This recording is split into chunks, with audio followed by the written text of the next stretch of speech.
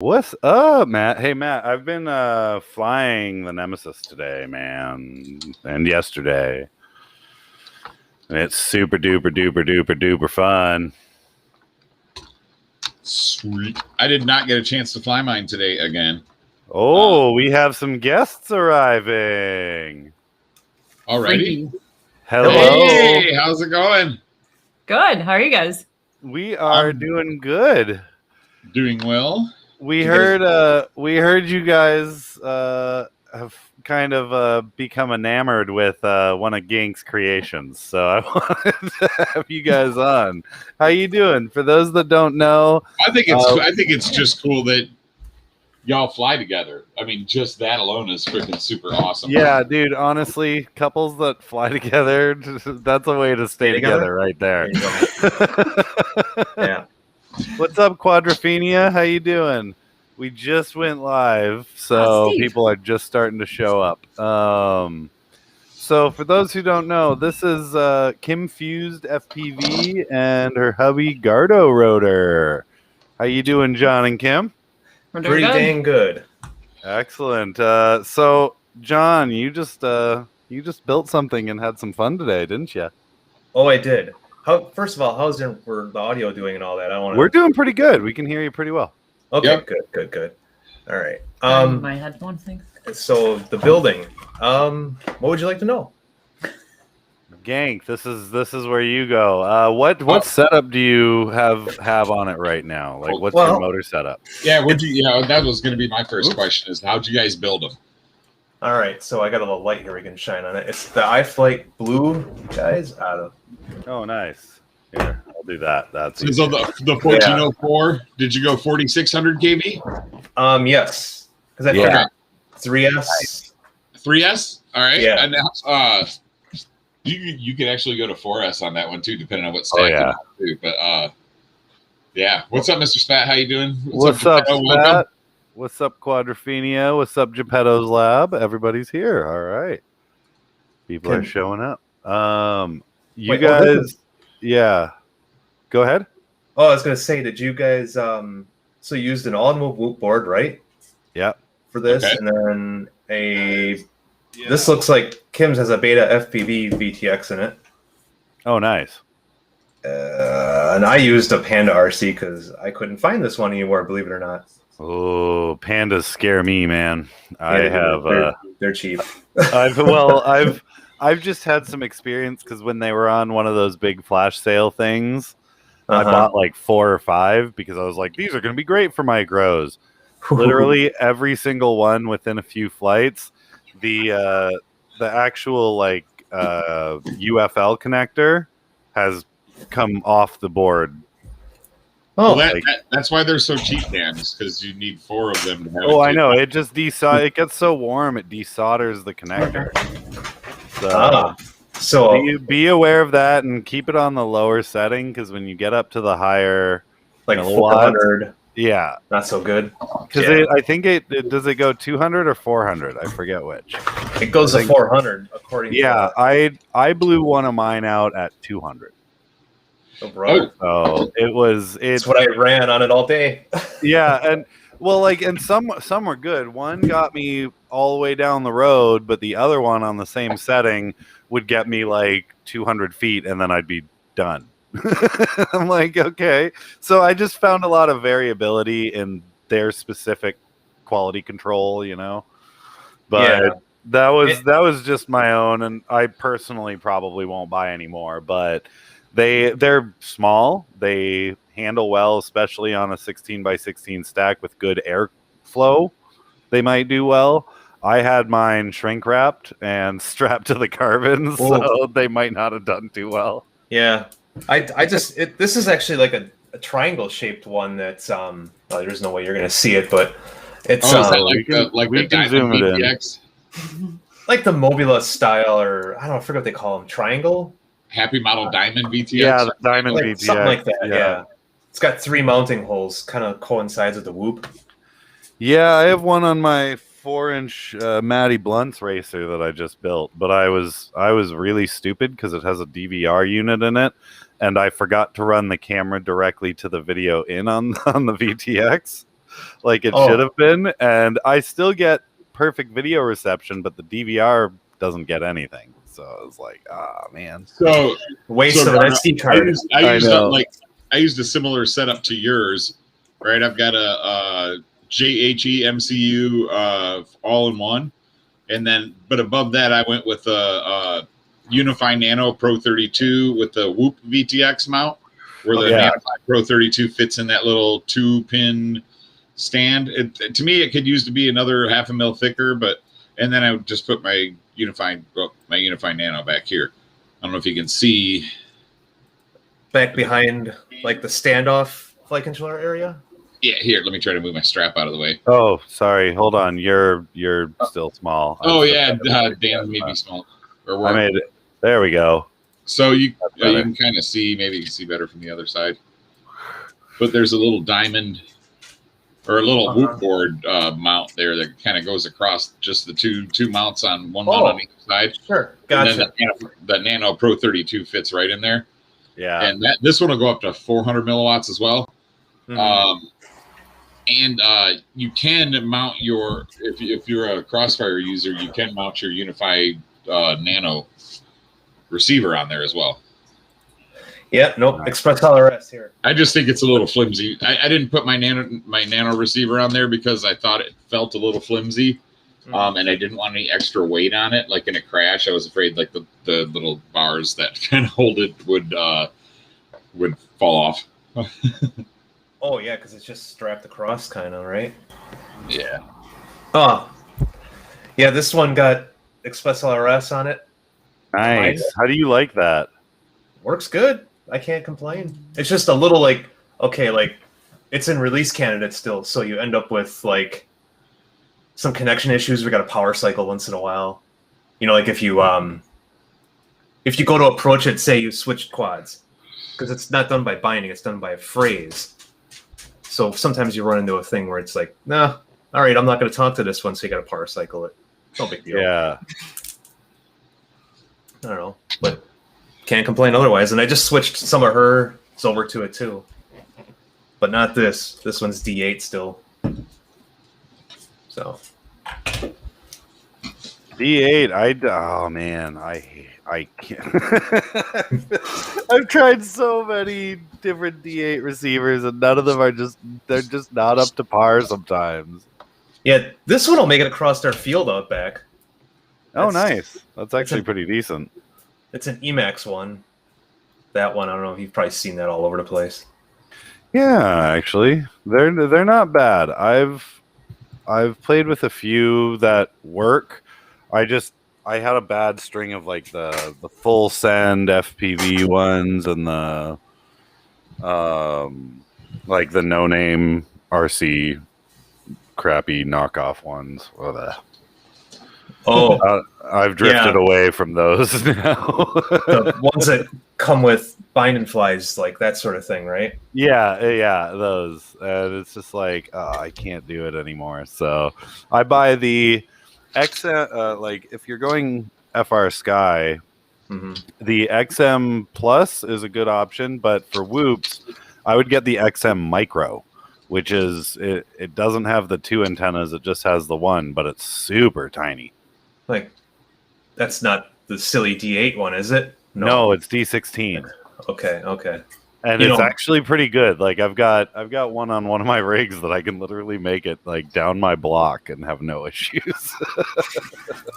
Hey, so a lot of it's environment too, right? They say. Yeah, like accurate. Let me get that. I'm in just a basic neighborhood.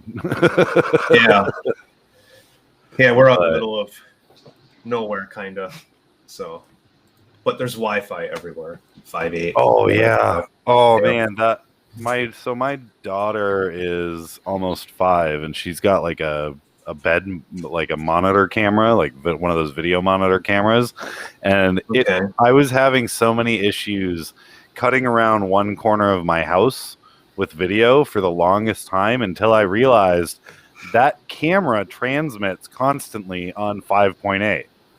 Oh. And so that corner where her bedroom was, every time I'd fly by it, I'd lose video. This is the most ridiculous thing ever. It would just blow out whatever video I had, no matter what channel. I was like, this. So every time I fly now, I have to unplug that camera, and Wi-Fi does it too, but not as bad. Don't get a baby monitor camera. That will. Are those analog still? Yeah, they are. Oh, so you could tune them in with our goggles? I have not been able to. They're on a different channel. I'm not sure which channel they're on, but I've heard if you can get what is it, the 52 channel with low band and something else. Yeah, the ones with the E and the H band. Oh, and that picks up that those craziness. Pick up different frequencies, and those, I believe, the like monitoring video style ones are basically on the H band, which like the old Hubsan band that nobody ever uses. H for Hubsan. Gotcha. I guess so. I think that's the one. I'm not sure. You know what Hubsans are, right? Yeah, Kim? those little. Toys. Oh man, I had one of the tiny little toy ones. They were great. Yeah. So how long have both of you been flying? Kim, you said you got John started, what, 5 years ago? About 5-6 years ago now. Has it been that long? Yeah, and then I started last July. Well, July. I have to amend mine a little bit because she bought me a toy drone from Boston store, and then I was like, okay, how do I make this thing better because it's pretty shitty, you know? Yeah. So it led into a whole bunch of research, and then all of a sudden I started finding FPV. And that took a good year of going through all kinds of crappy toy drone reviews, you know. So, dude, like toy drones have their place, and I've got a young daughter that I bought a bunch of those little tiny Propel Air or whatever they are. Yeah. And she'll smash them around, break them, and I bought them all super cheap. So I was just like, here's another one, whatever, go let me fly. But she's gotten pretty good at it now, and so catch you later.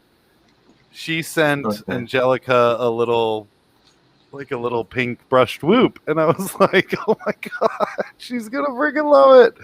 And within, I'd say, an hour of her flying FPV with the goggles and everything, she had the receiver wouldn't bind anymore.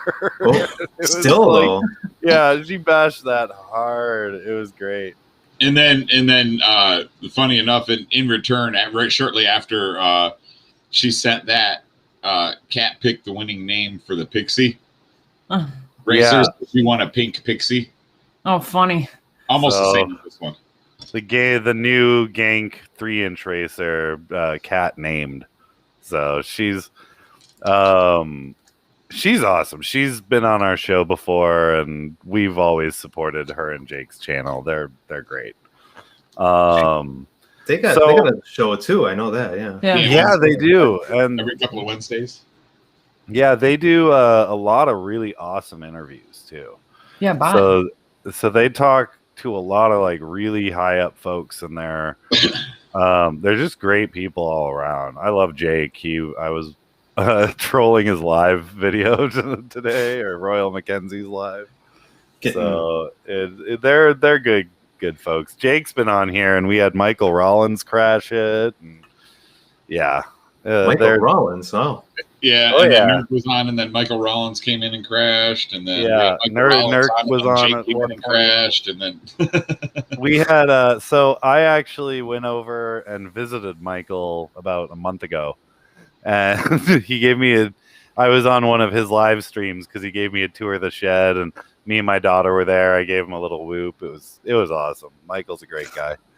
Yeah, But so you guys have been flying pretty steadily now for about a year. You've been kicking around. I've been seeing you guys in the forums a lot more recently.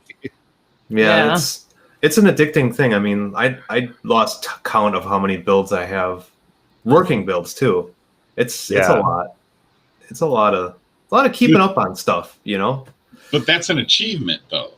Is keep them working? Well, no. Well, first of all, yes, keeping them working, but being a good enough pilot to where you can come home with working quads at the end of the day, and then to the point where, well, hey, I didn't have to spend this $200 repairing a quad, so maybe I deserve a new one, and you kind of justify that to yourself. Yeah. The kids over there, yeah. There's a lot of that. Like honestly, like I have frames that don't have guts in them yet. I don't know. I got a problem. Help. Yeah, we do. We've all got a wall of My a name is problem Matt. right I have now. an addiction. Yes. Yeah. Yeah, we need to start a support group. We are a support group, Dan. I know. It sort of seems like that sometimes. Well, there's that saying, he who dies with the most toys wins, right? Yeah, exactly. These are toys. Yeah. Exactly. I know my dad's gathered enough antiques and toys and stuff like that. And he's like, he says, no, he goes, I've got it written down there. He goes, nobody gets to pick through anything. He goes, it's all going to an auctioneer.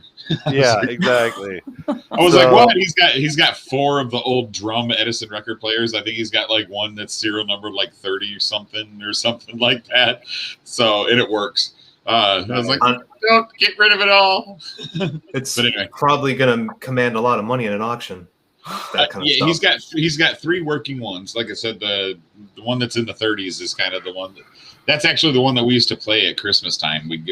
We'd all hunt for drum records to put on there, and the discs so there's a lot of gospel stuff because that's a lot of what was recorded, but a lot of Christmas music was perfect because you could find them all over the place. Hey, Broccoli's here. What's up, Brock? How you doing, What's buddy? up, Mr. Brock? I see Mr. Crowley snuck in too. Mr. Crowley, Spat. We got everybody in. The Sync's Night here Train. too. What's up, So- the Sync, Quadrophenia? How y'all doing? Does all this chat here on my screen, the blue Restream IO, does that represent the YouTube chat? I guess so. Yeah. So if you look, Okay. the ones with the little red square underneath them are YouTube, and if somebody comments on Facebook, that'll be a little blue F. Yeah. Oh, So gotcha. we do have people following on both. Most of the time, people jump over to Facebook because it's easier to follow the chat. Okay. Because The chat from Facebook hasn't been working on Restream recently, so this is fakely. So apparently it was working for me last night. I mean, Dalton was commenting from Facebook. yeah, I think there's something with my personal Facebook login or something on Restream. Most of the people end up jumping over to the YouTube chat because it's a lot easier to follow. And the bad thing is unless Dan hits the chat display button, which takes up a lot of our screen, the people on Facebook don't get to see the YouTube chat and vice versa. So yeah, it's kind of stupid, but interesting. Well, he's got a configuration button there that can kind of show the chat off on the right side, but it kind of smushes us off to the left. Like it is now, but yeah, see there, it just pops up gotcha. in a big line over here.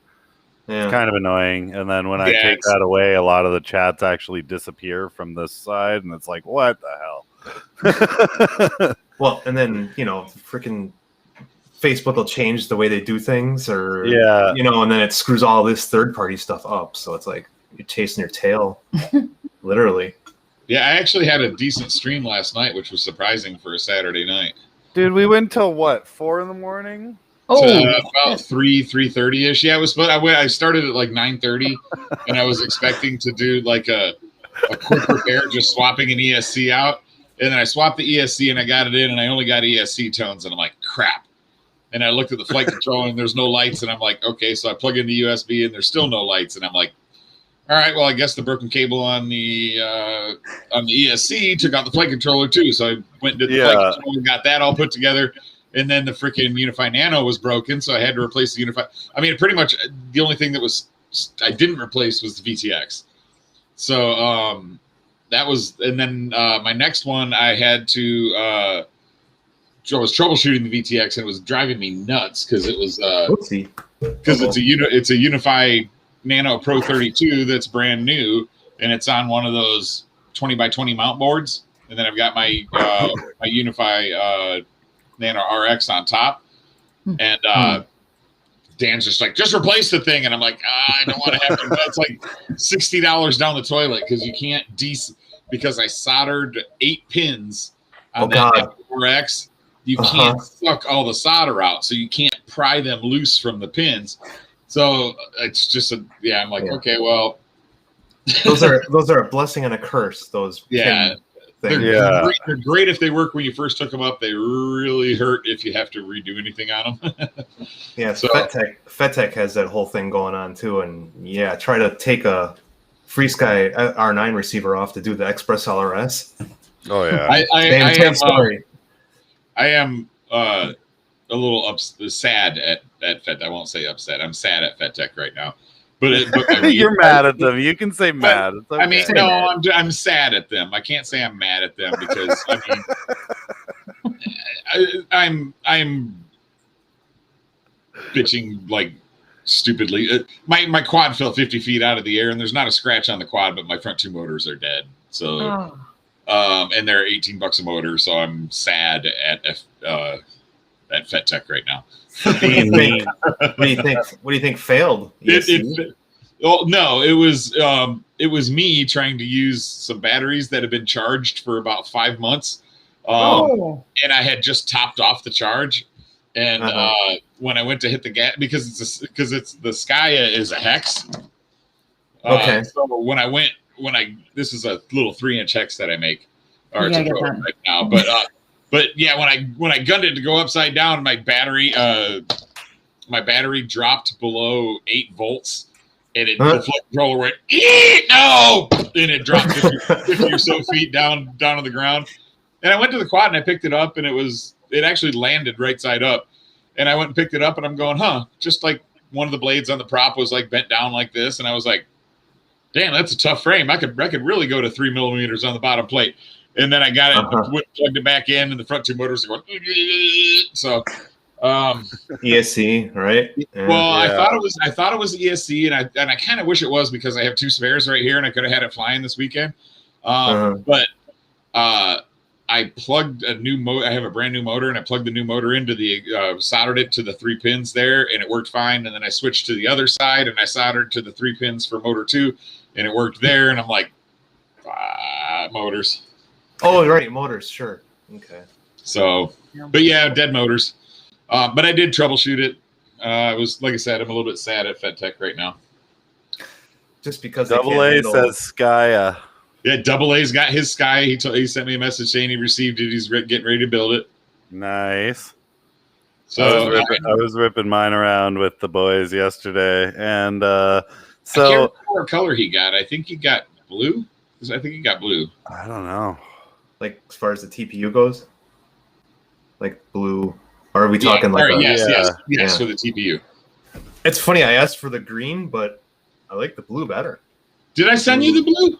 No, I'm sorry. I put blue and green in your bag. Yeah, they're both in there. I was like, you know what? The blue's cool. You don't see that. So that is the Galaxy Blue by Sane Smart. It's a solid blue. It's kind of like almost like a purple, like really, really deep blue. Yeah, it is. I've seen that one. You can flick it the other way. Yeah, you kind of see it there. It's about the same color as the Restream IO background there. Exactly. Yeah. That is Sane Smart Galaxy Blue. Okay. It's one of their solid colors that they came out with when they came out with Chaos Purple. Yeah, and Chaos Purple is done by Cohen Zinmers, and he's a good friend of ours.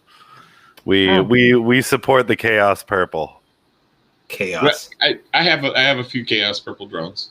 Yeah, I do. I have quite a few.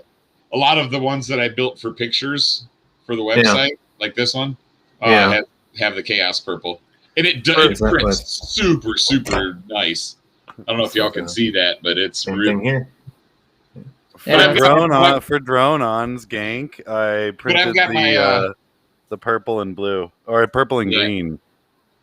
I've got my printers. The ones I use for production, the stuff that I sell with my drones are pretty dialed. I've got a couple here that I use for test prints that are stringing like a son of a. I won't use them for production. Here's the Chaos Purple. Yeah, that looks just like what Kim's got on hers here. Yep. Same thing. Same idea. Yeah. Oh, I like the Instamount. That's cool. Yeah. Next. Now, is that the original Instamount or the 2-1? That is the one, the Insta. just the regular. Regular. Yeah. Yeah, and those are on Thingiverse. All of my files are on Thingiverse. So if you guys ever get a 3D printer or want to print some yourself, they're all there. I'm going to give Matt a big kudos on the design for this Instaprint because it's only held on with the front 2 screws, and it comes in from the back, and you slide it forward, and it locks in place on that little wing piece of the top plate. And there's no give, no pull, no nothing. It doesn't bend. And it's solid in position. Dude, when I printed it out and I tested my first one, I literally put it on there and I was trying to yank it off because I was going to add a couple millimeters if it came off. I said, somebody's going to knock that thing loose and tell me it's a stupid design. So yeah, I put about 6 packs through it today and about 5 packs through it yesterday. So you don't want to lose that thing. No, well, and like I said, if it's only a couple millimeters of TPU, that's easy enough to add in the design, right? So, and I really was trying to get it to where you didn't need a zip tie to hold it down. Look for Gankman FPV on Thingiverse. Yeah, I've got some pretty cool stuff. I've got a Fat Shark gear tray that fits in your Fat Shark case, and it goes all the way up against your lenses. And then it's got a pocket that fits all of your antennas and stuff, so it doesn't scratch your lenses, doesn't scratch your diopters or anything like that. He's got a lot of really good little slots for your straps. I've got these the wire savers that you guys have for the micro drone that goes over the wires. Sure. I've got 3 different sizes of those for big drones, little drones, medium drones. But I designed those like 4 years ago when 4-in-1s first started coming out. Because I couldn't find anything to protect my stinking motor wires.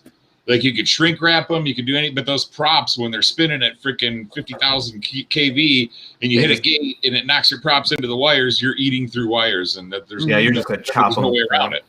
And then RaceWire came out shortly after I made those, but I mean, I don't like all the extra solder joints. I mean, that's like 6 more solder joints per arm, and I feel like if you're gonna do RaceWire, you might as well just do old school ESCs. Well, I mean, other than the fact that old school ESCs are usually pretty fat, but they do make skinny, slim stick ESCs now, so that's pretty cool too. They make a few. I don't know. I've had mixed luck with the slim format ESCs. Well, so this is my Mutiny Freestyle. This is my 5-inch. So this one I designed to just be a lightweight basher. But this one here, I found a Helio Spring AIO, brand new in a package when I was sorting through my stuff, and I'm like looking around. I was like, man, if I've got ESCs, I'm building a Mutiny with the Helio. Yeah, and I had a whole ton of the Speedix ES30s, the freaking rock solid, like nobody can burn them out ESCs. I had a bunch of those, so I just built it out that way. But I wanted to make it as heavy as possible and see if it would still fly okay. But so that one's got the bando arms. It's got the 2.5 mil bottom plate, and then it's got it's got an AIO board. I guess I could have used a PDB to make it heavier, but it still flies freaking great. Nice, that's cool. So what do you guys do for on these little guys as far as tuning goes? Do you do anything remarkably different? The Renegade tune is available. That guy right there has one. I'll send you the tune files. All right. Oh, like a CLI dome? Or something you can do it however you want. It's awesome. But I've spent a little bit of time working on a specific tune for the Nemesis, and I've got it pretty locked in, to be honest. If depending on the motor selection, obviously it can be adjusted. Yeah. But how many amps is your ESC, anyways? It's either 20. I could look it up, but I'm pretty sure it's 20. If it's over 13, you're good. Yeah. Like I said, that thing is so light and nimble. You're not gonna pull that. And I have one with a 12 amp ESC in it, and it works fine. It really flies like a 500 gram all up freestyle quad. It's really I love the way it just you can toss it around. It's really My whole thing was to make a small freestyle quad that was tough, but still fell within the thrust to weight ratio of a really light 5-inch, so people would enjoy it. Dude, I was bashing it into trees, crashing it onto the ground all day yesterday, and nothing. Didn't even dent a prop. Like, yeah, you succeeded in making it tough because I've hit a tree, a pole in our garage, so it works. Yeah, and you guys have the older ones that don't have the motor protection. I think they've got the newer ones. No, I think Gardo's was. I think she ordered just a regular one, didn't she? I can't remember. Do yours have the a demon? These are the new arms here. This is the HD. I don't think it has that spike on it. No, at the end. No. Okay, they've got the V2 then. Yeah, yeah. You guys those are still durable as hell, but then the V3 is even this one here, more beastly. I made the arms 2 millimeters wider, and then I put some motor protection on the end. And then I stuck the front end out a little bit more, so the props are out of view. And then gave a little bit more room for a receiver behind the stack if you use the whoop stacks. So when I'm out of one, it's been good frames. Yeah, the V1 had a weak spot, but I toughened all that up. I had a weak spot like right here near the rear arm. But I beefed that up on the V2. That's why I made a V2 so quick. So when my stock is out of the Nemesis 2.5 and 3-inch, those are gonna get the new arm ends as well. So they get motor protection. I'm not sure how many I have left. I'd have to look, but I almost want to do a build. Like I have parts on my desk thinking, man, should I do a build? Yeah, that's kind of how I am most days. I'm just like, I've got a bunch of these parts. What can I make with them? Well, I mean, I'm not joking. I really have a flight controller and some motors. I've got some T-motor 1103, 11. Wait a minute. I've only got 3 of those. I got to find the 4th one. I just noticed that I have an Tricopter time. Well, no, I have like I grabbed the motors and I grabbed a F-15 with my 3 1103s, and that probably was. I'm glad they're a different color because that wouldn't have worked out well. Well, I can't imagine tuning a tricopter. Oh wait, so as a joke, because I've broken a couple of them, a couple of his Nemesis. So here, as a joke, I kind of threw this together and had an old servo laying around. Oh no! So I was like, "Hey Matt, I'm gonna make a Nemesis tricopter," and he was just like, "No." I was like, "What?" That would be rough, dude. I've got some of the older, bigger Anycopter style tricopters, and yeah, they are hard to tune, man. And every time you can never get the setting right for the servos, and it always burns a servo. Always, no matter what you do. That's how you're turning, right? For yaw? Yeah. What it does is it pulls the servo and it tilts the rear mechanism one way or another. That's freaking weird. As opposed to just counter operating the props. It's super fast and responsive too. Yes, it is. Until you spin out of control. But then again, that can be said for pretty much any of these. Yeah, they kind of get out of nuts when they get, Dude, I made my my 10-inch into a inadvertent dead cat yesterday by head firsting into the ground. Ouch! It broke the base plate and the arms just arced out. So now it's foldable, but Mavic 10-inch. Yeah, it was. Hold on.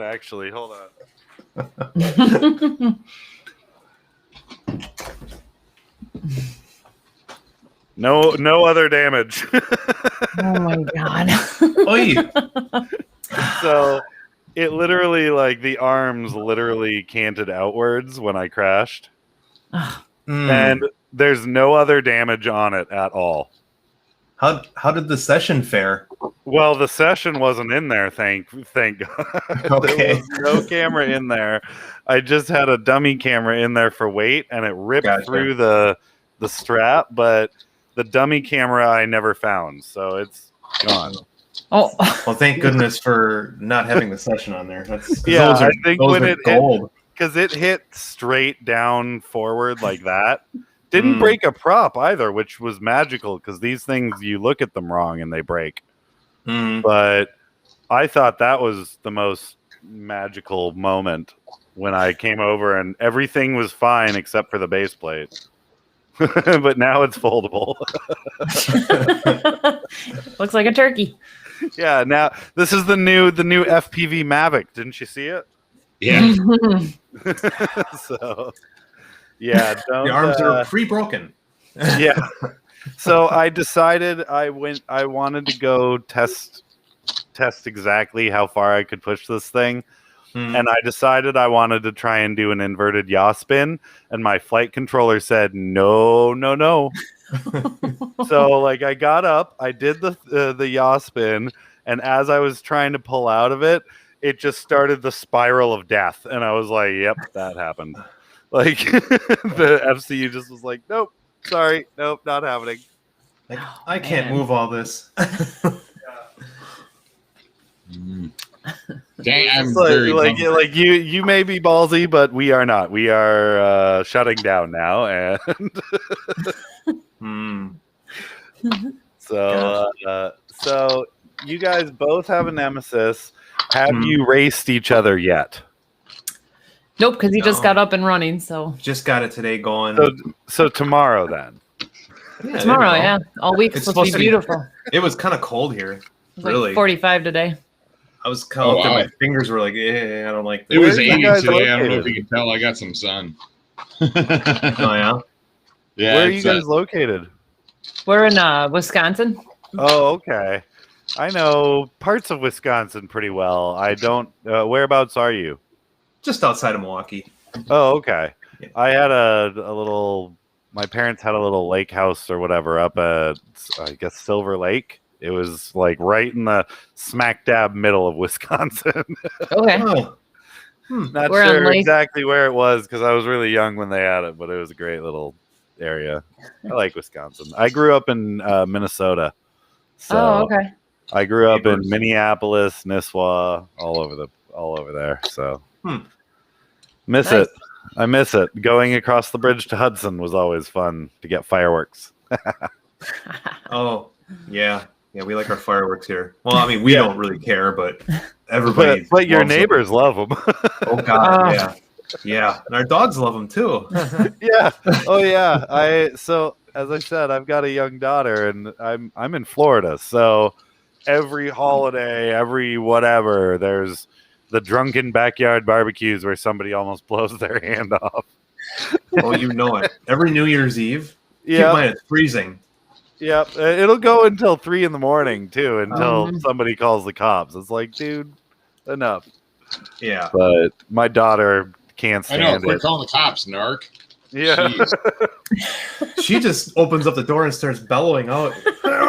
You know, like. Oh yeah, I do too. Actually, I've felt that rage. It's like, are you freaking kidding me right now? Yeah, like So- you hear every dog in the neighborhood going mental. Whatever. We've got a Quadrophenia says there's a Silver Lake in every county. You're probably right. Minnesota and Wisconsin were both very, very original with their naming. What? There's also a Indeed. random lake, right, Steve? That's Quadrophenia. We know him. Yeah. He lives off of a lake called Random Lake, and it literally is like a random ass shape. Nice. That's great name there. Oh, that's awesome. Do a monocopter. Okay. Challenge accepted. Is that something I want to try? Isn't No. that just a helicopter? Yeah. Well, I guess you have to have a tail wing for a helicopter, right? Or But a tail wing. monocopter, you can't do a monocopter without that counterbalance. So doing it with, like, what do you mean, like a whirlybird? It would have to be a dual rotor over under. Yeah, the coaxial. Yeah. But that wouldn't that be considered a, I don't know, a bicopter technically? Yes. Well, no, Somebody- it's a coaxial rotor. I could do the Peter Sripol bicopter, no problem. Oh, I've actually printed that. And haven't built it yet. I've watched plenty of his videos. They're nutty. Dude, I love I- him. Yeah. Oh, he's great. Didn't he make like a full-size one not too long ago that he was flying around in, like a Santa sleigh or something? Yeah, he's done a Santa sleigh, and he's done a bunch of giant ones. He and my buddy TJ worked on flight tests together at points, and they've both come up with some just crazy contraptions that somehow fly, and you're like, okay, well done. That's where the engineering degree comes in handy, you know. It's like, you guys win. Hats off. What's up, Mr. JRCs? How you doing? But yeah, so are you guys? What's your main rig that you prefer to fly? Are you more whoop types or 5-inch or what? Oh God. I've got a pile of whoops up there that are kind of like, you know, because it's warmer out now, so who cares? Yeah. I don't know. I got a lot of 5-inch. I just recently started really getting micro heavy. Yeah. I really like this thing. I really do. I feel really confident flying this thing. These are just a little bit more tricky to get the right tune on, but I think I farted around a little today and I got some. I'll send you my tune and we'll see what you think of it. Like Okay. worst case scenario, you can reflash it back to whatever Yeah. you've got on it now. Are you using any sort of bidirectional D shot like Blue Jay Yeah. or JESC? The M1. Oh, you're using BL Heli M? Yeah. I use would that? I would recommend Blue Jay. It is Okay. very responsive. It's Really? brand new. They've worked out some of the kinks. If I think it's 0.3 has a couple small little bugs, but otherwise it's very, very, very responsive. I have it on the Skya, and it seems to work pretty well. And it's Aw. free, so you don't have to pay for JESC. She's on my shirt. Yeah, she is on your shirt. And She stops if in you every do now that, and like again. if you've got bidirectional D shot support, it will work. My tune will work fine for you. Okay. Because it's based on the bidirectional. On that one, I'm using JESC, but it's the same settings as it would be with Gotcha. Blue Jay or BL Heli M. BL Heli M, I know has some bugs, but I also know that it does not have as many settings as you'll find in Blue Jay. You can Right. manipulate a lot more in Blue Jay. Yeah, and for somebody like you that likes to tinker, I think that would be a better option. What PWM do you run on yours? I run 48 typically? usually. That's what I did on this one too. 48s. I find anything under 3-inch responds pretty well to 48. Yeah. I even have some really lightweight 5-inch or 6-inch rigs that I have 48 running on Okay. too. So it all depends on your preference and how you fly. I'm more of the like cruise around cinematic freestyle type instead of the same go here. crazy dippy dippy spin twirls. Yeah. He said, "Daddy, I'm on the TV." All right, we got to zoom in Cool on dog. that. That's Nyx. And now she goes away, right? Of course. Of That's my course, dog. she's camera shy, dude. She's good looking. She's a good dog. Yeah, she's just over a year, like a year and a couple months.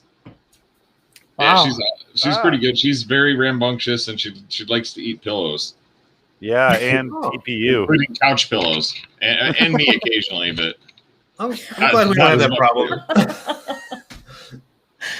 No. Pillows are handy to have. They are. yeah, well, my son's like, "Don't you ever wish you'd stop biting?" And I'm like, "The kind of dog she is, we kind of know."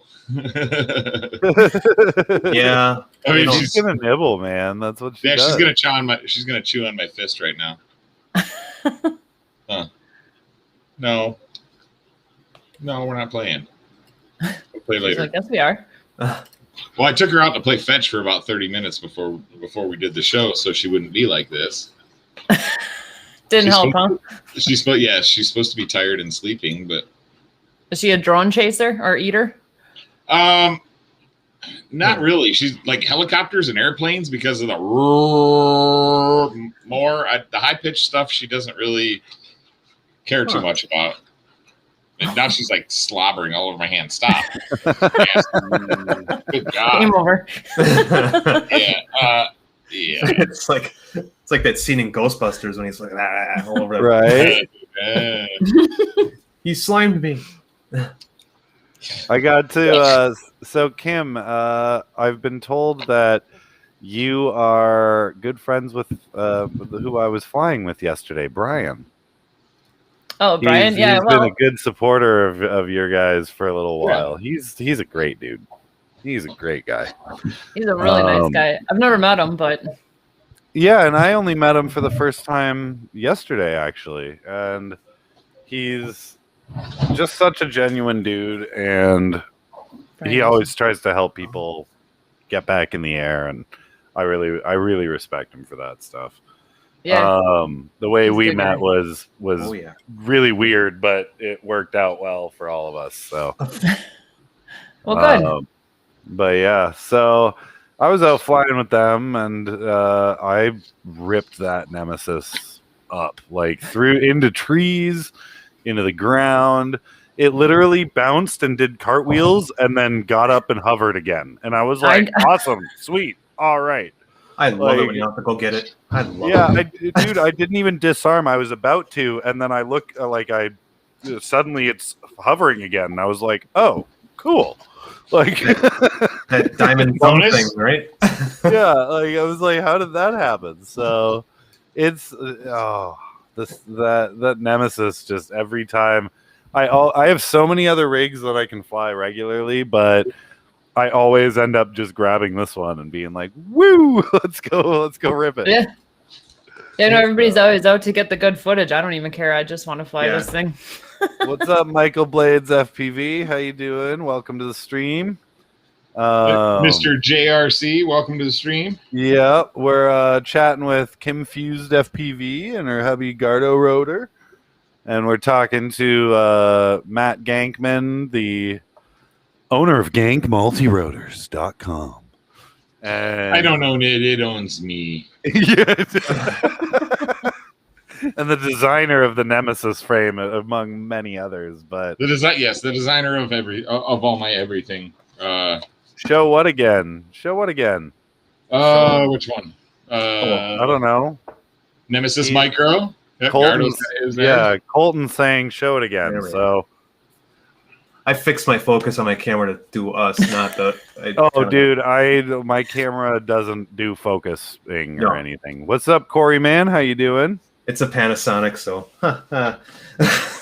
Yeah, to be honest, I bought mine is a VITADE Vitade. I don't know, it's a French one, I guess, or Italian. Vitade. It's 1080p, and I struggled to find one because most of the 1080p cams you have to really look down at the fine print, and it tells you only streams in 720, but will record in 1080. So you have to I've actually found one that streams in 1080, which was. But it's some weird, funky brand I bought off Amazon for like $43 or something like that, and works great. And then the one on my desk is just like a $20 cheapy cam, so I always end up having to readjust the focus on it to keep it in focus because it drifts for some reason. So Kim, Mr. JRC says, just looked at Kim Fused's last video. We use the same song, but she's a way better pilot than me. What the hell? That's awesome. That's awesome. That's a nice compliment. That really is, because I don't feel like I'm that great. I just fly. Right? And that's kind of what I do too. I'm out there to fly because I want to be in the air. It's not because I want to post all these fancy videos. Yeah, I know I'm not great. That's why I don't post video. But I just fly to have fun. I mean, so do I. Yeah, everybody seems so. It seems like you get hung up on trying to get sponsored and all that garbage, and it's like, that's not the hobby. The hobby is about fun, friends. No, the way to do it is design your own drone company, become your own sponsor. I get all my frames for free. And Yeah, but then we wouldn't meet you fine folks. It's a good deal. I pay for everything and I get it for free. So Yeah. like That's a very accurate assessment of the situation, Matt. Do I want a frame here? You know, and I give away way too freaking much. Like sometimes it's like cool. It made $50 this week. Let's give away 3 frames. I'm like, whoops. Oops. But again, I'm fortunate enough. I've got a good real job that pays all my bills, and I don't need this as income, so I can put it up there to make enough margin to make it worth my while to do it, but not so much that I'm charging people $110, $120 for freaking frames. Yeah, because it's the design work is what I think is. The important part, because anybody could buy a carbon cutter and cut it, right? I mean, Yeah. I mean, it depends. I've had frames take me 9 hours to get the prototype ready, and then another like 3 hours, and then I've had frames that have taken me, like the Necromancer took me. I don't even want to count. If I had to charge an hourly rate, that thing would be $1,000 easy. Oh my but it's like I said, I enjoy doing it. It gives me something to do if I'm sitting around here bored. And by the way, this is my dog bringing me a tiny piece of TPU to throw back at him. Yeah, I thought you were just like, I'm not gonna tell you. Yeah, well, I'll do that a couple times. You can see the look on your guys' faces, like, what is he doing? Like, Gank is just super superstitious. It happens every show, and it's like everybody's just like, dude, what the hell is he throwing up? Matt, what are you throwing over your back? And I'm just like, tiny piece of plastic. He's got a jar of salt right there, and he sprinkles a little bit in his shit, and he's just superstitious. That's all. I'm superstitious. I'm throwing salt over my shoulder. Like maybe he's hey, Matt, run away. It's a full moon tomorrow. So I have this huge chip on my shoulder that if I don't keep knocking it off every now and again, I turn into an asshole. So. Hey, Double A asks, Kim, you did the ladies comp, right? Oh, I was comp. Probably not. No, I don't. I didn't do any. Haven't done any competitions. I was too new. I'm way too new. We don't go there yet. I gotta Drone Worship's here. Sorry, Drone Worship's in the hospital right now. He missed. I was supposed to meet up with him and Brian yesterday, but he was unfortunately Dan was in the hospital. So, dude, get better. I just watched your interview. That was wicked. Well done. Yeah. But yeah, sorry. Go on. Sorry, John. Oh, I was just gonna say my esteemed colleague here. When we're flying together, and like at first, June, I'd say maybe beginning of last summer, when she first started, I was like, all right, here's what you have to, because there's a lot of technical shit, what channel, what protocol is this one on, all that shit, right? Well, she's finally getting all that, and now she's getting the sticks. So now you're looking at the aspect of smoothness and being able to not crash and avoid stuff and all that. And I'm like, do you know how long it took me to figure out acro mode? And then she's just, boom, it's got it. And then now she's like flying acro mode on everything, where it was back in the day. Did she start an angle at all? Because of the Mavic. She had a Mavic Pro. Okay. So that's, you're kind of just ingrained this is how it works. You have to fly in, angle, stable mode or whatever. Right? Yeah. You agree? Yeah. But then, like literally 3 weeks after I learned how to fly just in stable mode, just to FPV in general, he takes me to Detroit. You know Detroit, right? Yeah. It's like home of the bandos. Oh, yeah. And he goes, send it. And I'm standing there going, do what?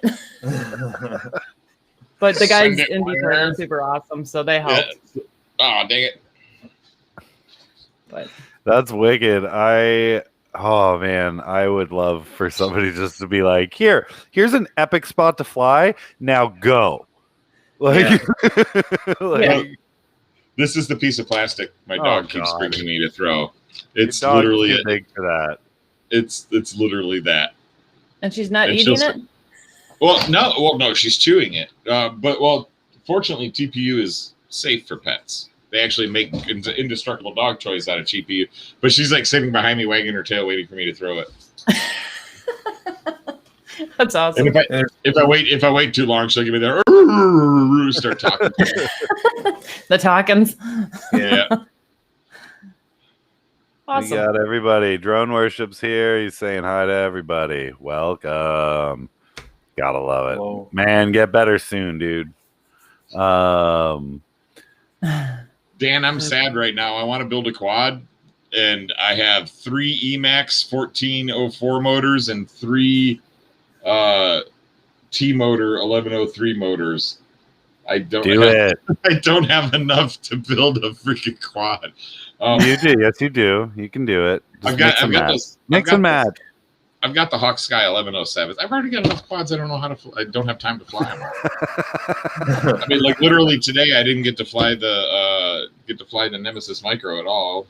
I got 1 pack through the Pixie, and everything else was on my race quads. So, and I left my freaking Mutiny at home, so I didn't even get a freestyle pack in today at the end of the day like I usually do. How dare you? I know. How many packs a day do you guys That was the fly? one thing I forgot, though. How many packs a day do you guys fly? On the weekends, 6 to 8 Yeah, that seems about a right. day. But Nice. Well, we got this. How many did you get in today on the Nemesis, Gardo? I charged 4 and I charged 3. So that's what, 7? Yeah. Nice. Nice. Yeah. Yeah. What batteries are you using on that right now? 450 tattoos, but I believe it could probably do a 650, right? So, yeah. If you go to a GNB 650 or 600, they're literally the same weight as the tattoo for 450s, and they're awesome. They're high volt charge capable. I don't ever high volt charge them, but the high volt batteries seem to, for me, stay stable longer when I'm charging them Matt, regularly. I've been using, as you know, I've been kind of jumping on the Talon bandwagon recently. But I mean, I've got been good using, stuff. I know. I've been using the. They just came in and they're great. Let's see. okay. They're Now they actually have a short fat battery, and if you look, that's they what also this have one a is. longer- It's the they also- 450. Well, right, but they've also have the longer skinny 450s. Yeah. Like yeah, this is kind of like what you had. Kind of like what the the FAF tattoo. ones. Yeah. It's pretty boxy, so it sticks up a lot. But she runs these flat ones that are I run the 450 RDQ. they're like Oh, nice. I like RDQ a lot. I'm also running these ones here. They're also Talon, but they're the 550, the long and fat ones. Okay. So We got and the difference is very, very clear. Like one's short and taller, and the other one's a lot longer. But they both have the same sort of punch, and they're great. I don't know what Matt was. Matt, you're running the GNB, right? So there he is. Okay. So this is a GNB 3S 600 90C. Okay. That's the yellow one, right? Right. Yeah, and it's Oh. you can charge it to 4.5 if you want. So, I also and then have. I was going to get the other ones. The other ones I have a CNHL 650 showing up as well. That's about the other same ones I size. haven't tried yet that I just bought from Pyro are these Apex 520 milliamp hour batteries. So these ones are 85C, and they're Oh, about nice. they come in you can get them in a 5. I want to say it's a 5-pack for $48 or something like that from Pyro right now. Oh, that's not bad. Nice. No, $10 a battery is a really good deal. So I figured I'd try them. I'd say. I have not put a pack through them yet, so I don't know how they are. Oh. But they, I mean, the specs look decent. So I mean, and C rating specs are arbitrary. They're Yeah. crap up all the time. That was an actual talk to that time. Right. Not a GoPro mount. That's the funniest shit. Oh, jeez. We're easily amused. So those are the batteries I'm using right now. I had some CNHL 450s, and those ones worked okay for a little while, and they were the orange mini stars.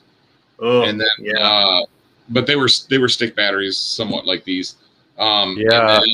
But then I found the GNB 650s, and they were like 10, 11 grams lighter. I was like, what, really? And then I got them and flew them. I was like, okay, cool, I like them. I got one of the new the Orange Series ones, Mini Star CNHLs coming, the 650s. Do you find they're any good?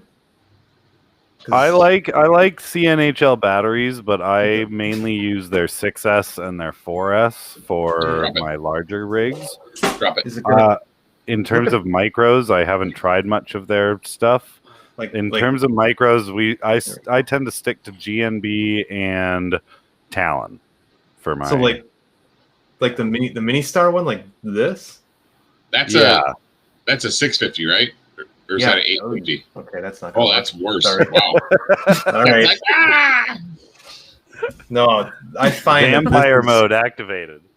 Yeah, I find these are pretty big too for a 650. Yeah.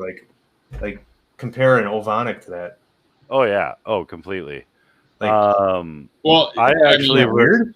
I was flying with it. So this is an 850 1100. This is a GNB 1100. It's not really that much bigger. I actually got it for the Skya because it fits like right there. So if I wanted to go like Cine crazy with it. Okay. Hey Matt, I did that with the Skya as well. With the look, I did a 4S 1050 milliamp full send. It works great. We got a black screen on your end. Zach Carrizales, what's going on, buddy? How you doing? You guys have a black screen, you said? For just your feed, and then the other one's froze. Huh. Mine's froze. I don't know if we're Interesting. Yeah. That might be YouTube itself. Okay. This there happened. you Yeah. Yeah. We're good. We're back, I think. Okay. We have too many hope. viewers. That's what it is. Yeah, it's when we have too many viewers, they say no. Yeah, so AA, I only bought one of those, so don't go buying those 1100s. It's big, it's heavy. Like I said, I've got that one for just like a long Cine cruise flight. The ones I went with were the Ovonic 850 milliamp hour batteries. Where'd I put them? I got 7 minutes on that 1050 milliamp 4S on Skya yesterday, so it will last for a long flight, man. She gets some pretty good time on her 450s, but her 450s are more like this 650 size wise. I get 7 minutes. Yeah. Nice.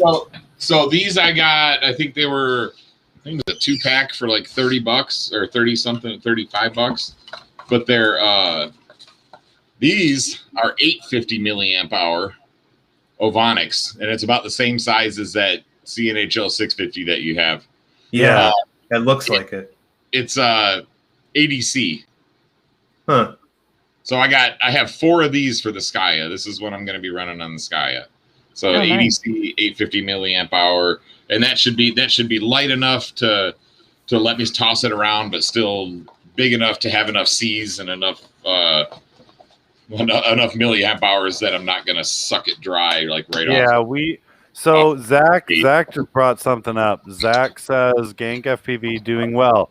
Keep talking micro batteries. We need new pack formulas and shapes for higher C discharge batteries. So we should talk to Zach about customizing a battery for the Skya because I think that would be beneficial.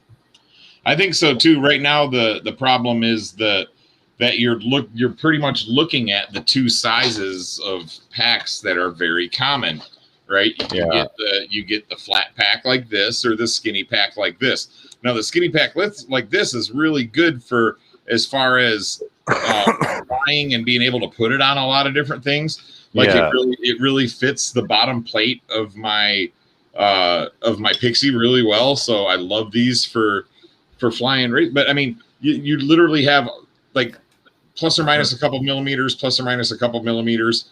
I mean, these are the type of packs that are available right now.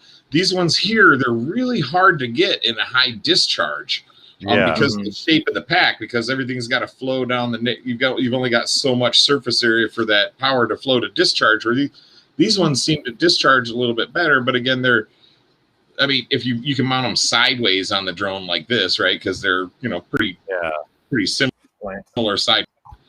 I mean, I'm not going to mount it like side by side at the bottom of my Pixie. I'll never get the thing to sit right side up. So, but yeah, we definitely need some new pack designs. I am seeing some more. Well, I'm seeing more companies start to make these stick batteries now. Unfortunately, it's companies like All-Line and and All-Line and RDQ, and so I do have some RDQ batteries. I liked some of the products that he puts out. I mean, from what I understand, I'm not sure who makes his RDQ batteries. Someone said it was G&B, but I don't believe that. No, it's not. But well, I mean, they fly decent. I mean, you can't. They're inexpensive and they fly decent. So yeah, we could use one that's a little bit longer. Yeah, I would love to see something like the 600, about 5 millimeters wider, and about maybe 20 millimeters longer. I think that would be awesome. But we'll see. I just wish that there was a standard for that you could trust. Like, how do you know what you're getting? When it comes to that, like you say, the C rating. Because you can go. Yeah, it's whatever number you want on there. I feel like they could write 160. Yeah, I saw. What was the? I saw somebody was claiming 130 C. Yeah. And okay. Yeah, sure. What happens if I cross those two wires? No. Never cross the streams, man. Yeah. Zach's over here. You guys should calculate your watts. Okay, Mr. Engineer Man. Yeah, okay. Okay, Zach, we will. Oh, awesome, man. Let me get my calculator and my pen. I'm gonna calculate my milliwatts right now. Yeah. I'll fuck with you, man. Sorry. Double A. I'm a little delirious. I was up early. I set up and helped tear down a racetrack today in the 85-degree Texas heat. So fortunately, we had a little breeze, so we weren't like crazy sweating. But we had a blast.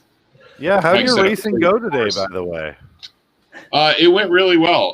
My wide left sweeps are good. My right sweeps are good. My split S's are great. My left sweeping turns that are tight, I can't do because my thumb doesn't go to that yaw, to that corner where I'm off of the throttle a little bit, but I'm trying to increase throttle and increase yaw at the same time to make it around that corner, and my hand doesn't want to do it, and my thumb pops, and I end up in the bushes. So I did a lot of walking today. I swear I may have gotten like of the 20 or so packs that I ran today, I may have gotten one clean lap, and I don't even want to dig through my DVR. So yeah, get the slide rule. I got a slide rule and an abacus. Yeah, exactly. Mr. JRC says C ratings, it's like light bulbs that say 20 years life. If that's so, then why am I always having to buy new light bulbs, damn it? Yeah, accurate. I've had so many high discharge, like they're like 120 C literally 3 times through the drone, and then it's like, now we're about 30 C. It's like, yay, awesome. I think my big takeaway from that is if I don't do a punch out over a treetop and I see the low battery light or indicator on my OSD come on, I'm happy. You know what I mean? That drives me nuts. Like, really? Yeah. If you're holding it for a good like 7 seconds, if you're holding a good punch out for a while, it's bound to come on. But it's when you level it out and it's still saying land now, that's when you're like, oh. Like, yeah, this one's ready for the. I've got a thing that I do during warm-ups because I'm horrible. It takes me longer to warm up than most people, so I always end up using some of my qualifying rounds to warm up when I'm racing. Yeah. And but I'll always go out and just try to just nail on it as hard as I can to make sure, because I always have one battery that fails on me during a race, and it's always during my best lap, and I'm going around a corner and I go to hit the gas, I'm coming around a corner, yeah, and I'm just like face full of grass. I'm like, come on. Today it was every gate that I hit, a piece of that plastic fabric came into my prop, and I was swinging from a gate probably at least 10 times today. And then when I would get like one good lap, and I'd go to get the second lap, and my hand would move on the controller, and then I'd go to hit one of those, that tight sweeping left turn that switches back to a right, and my thumb would just lock up, and then it would dislocate, or it would pop right here at this joint. And my quad would go, it'd be nice sweeping turn, and just go and just straight into the ground, and then end up in the bushes between the trees. And yeah, I've got to find a controller that I have big hands, and this thumb here has been dislocated in this spot, in this spot, in this spot, and I've got a bone spur like in here. So you got to design an adapter for you. Well. So my friend Chris, the guy that designed my Gank Multirotors logo, he switched to mode 3, and he's like, dude, you got to do mode 3. You got to do, because he was having trouble with this thumb and his forefinger because of problems in his wrist. But he's like, dude, you got to try mode 3. And I'm like, I tried it on the simulator, and I just couldn't get out of the ground. It takes a lot. I've been flying since 2016-ish, 17-ish, so it takes a lot to get that muscle memory to figure it out, right? Different. Yeah. What radio, guys? Mode 3, I think only two of your sticks change. Like, I think your throttle changes to the left side, and your that'd be pitch weird. is on the right. So you've got throttle and roll and pitch and yaw. It's a little weird. Is it roll and yaw? I think it might be roll and yaw. Where roll and yaw, from what I understand, with racing, mode 3 roll and yaw is freaking really kind of decent. Once you get a hold of it, because you're rolling and yawing at the same time anyway. But it throws, or sorry, no, I'm sorry, it's pitch and yaw, because roll and yaw would be weird. But yeah, I don't know. I tried it on the sim, and I couldn't get used to it. So right now, Mr. JRC, I have a Tango 2. So it's kind of small, and the thing that bothers me about it is the sides are like perfectly straight. And then I got the Jumper T Lite, and that one is the hands are on the right angle, the bottom parts are on the right angle, but they're too close together. My fingers almost touch on the back of the radio. I can't thumb because pinch, because again, my thumb doesn't want to move in that direction, especially if it's attached to something else like pinching. So I have tried that as well. The Nirvana I like, but if I'm using it the whole day, I start to get pains down through here because it's a little heavier. But I don't know. Maybe I'll just get one of those Jumper T16s, because I've only got 6 or 7 radios. I could probably use another one, right? Yeah, right. I mean, I've got a brand new Jumper T Lite in a box, like right over here behind me. That was. Dude, I like the T Lite. I've been loving the T Lite. Listen, I'm not saying there's anything bad with it. No. I'm just saying I have huge hands when I'll show you. Yeah. I mean, it's literally like I feel like I'm flying a Shriner remote. For you guys that don't know, Shriners used to have parades, and they used to have big guys driving in tiny little cars and mini bikes. You guys. So this is the Jumper. So like the comfortable position, like first of all, like the switches here, my fingers, there's no place to put my finger. Yeah. Right. The switches are in the way. And then second, like if I was to use, because I use Crossfire, there's literally no room for the Crossfire anything back here unless I'm holding my hands way off to the side like this, which again makes it an uncomfortable hold. If these switches were push buttons, I would be a very happy dude. And if this was about that much wider, like if you spread it out a little bit, I think it would be easier for me as well. That would be pretty cool, actually. Zach, you hear that? Make a transmitter. Or just the case, and I'll swap my shit into it. I mean, we should have Dominic and Zach collaborate on making an Express LRS transmitter. Well, he's got the skills that I don't. So as far as shaping smooth contours and like building planes and stuff like that, I can't build a plane. I'm building 2D surfaces pretty much, right? So it's it's a little completely different than trying to design an airfoil or anything like that. Hello. Yeah. Yes. Rounded yeah. edges would be... I've got big freaking monster mitts. What about the T12? But I mean, as I'm like 6'3", so. What about the T12? Size 14 wide shoe. I'm 14 wide too, big guy. What about the large hands? What about the T12? Would it fit? It's smaller in form factor, but wider, much more like a normal radio. Well, again, like all of the normal radios, because they have those flat sides, it's really that inside corner where I'm low on the throttle and hard on the yaw. My thumb can't do it. And so we pretty much need to remake an N64 controller for you. N64. There you go. Something I got to figure something out. I was thinking about like maybe trying to do a silicon mold, like pull out some nice molding putty on the Tango and change the angle of it so it's not like straight like this, so it's a little more tilted. What do you got there, John? We got a T12, just for size, nice. For the Gank man there. Yeah. Okay. And then so that's a T12, and that's the T Lite. That's tiny. Wow. Yeah, that was mine. Then here's a 16. Okay. So I don't know. I mean, that's a big size difference. Yeah, they're pretty close together. Yeah. Well, the sticks. Yeah.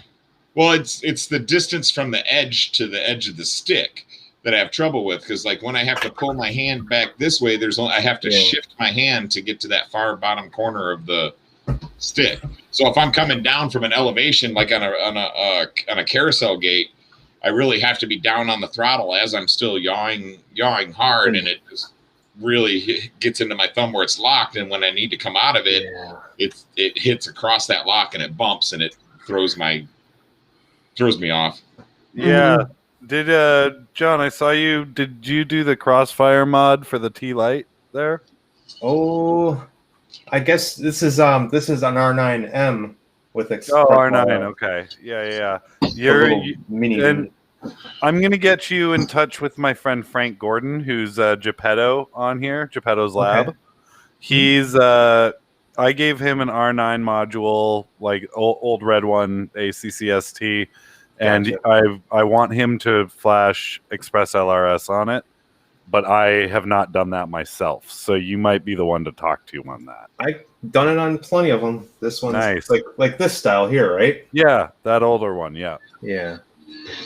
Because he's dealt with a lot of the Access versus ACCST nonsense with that thing going on, and the past like 4 or 5 R9 receivers he's bought have not bound to his, and he's just getting so frustrated. I was like, Express LRS, dude.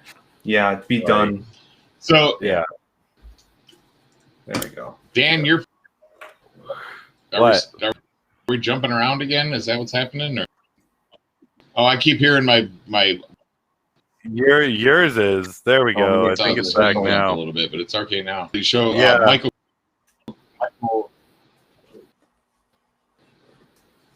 Yeah, I'm trying. What I've got on here. Let me change something. Uh-oh. He also froze. I think I'm good. Oh. Dropping. Now what about that, huh? You better? There you go. Y'all better? Yeah. If you shuffle them around, it helps, right? Yeah. Well, I also switched to, so I've got two. I've got two the whole time. I've got 2 Wi-Fi networks in my house. I've got the one that comes on my Sudden Link router, and then I've got a separate Netgear Nighthawk 4K streaming router, and every now and again, if I lose my 4K one, it'll automatically switch to the Suddenlink one, and the Suddenlink one's crap, so I get jumpy video. But Mr. Mike Clino, the guy that helped me the guy that helped set up today, Grab life by the gimbals. Yeah, that's our Austin FPV racing quote. That's awesome. All right, let me turn the volume down. So this is the track we designed. This was. Wait a minute, that's not the one. This is his last weekend at. Was this the one with the crazy S turns that you guys had the whole time? No, this is the S dives. Hold on, this is the one that. This is from Temple last weekend. Follow the cones. I don't know. I thought he posted the new one already. My brain can't keep up with racing, man. I have so much. I hear you. I'd get lost. Dude, if I hit a tree gap, I'm proud of myself. Like, hitting gates constantly is the hardest thing in the world for me. Dude, it's so frustrating for me because I can do so well for most of the track, and I get in a spot where my thumb kinks and it just screws me up. And it's like, I could, like, if it wasn't for my dang thumb, I could be considerably better. Well, that and if I had more stick time, but. Dude, you saw my my video from yesterday where I was hitting the trees with the Nemesis? I was pretty happy with that. I was super proud of how, like, because I tried it with the Whoop first, and it was okay, but I still crashed the Whoop. What size quad are you flying? Says Mr. J. 5-inch. That's your ass. Wow. That was Mike Clino. That's not me. My thumb can't. My thumb can't handle those kinks. But yeah, so, dude, I'm gonna bring it up actually. The flight or the video I did yesterday of me bombing the Nemesis through the trees. I was very amazed. Like I fly it around my house all the time, power loop, do sharp turns, all that. No, and go through gates here, but in the trees, man, it was super responsive. Like I wanted to turn and it would just go right around. I'm like, this is wicked. Not surprised. Yeah, it's so great. Hold on. Where is it? Will it share? Will it share? I want it to share. Share. There we go. There we go. All right. Yeah.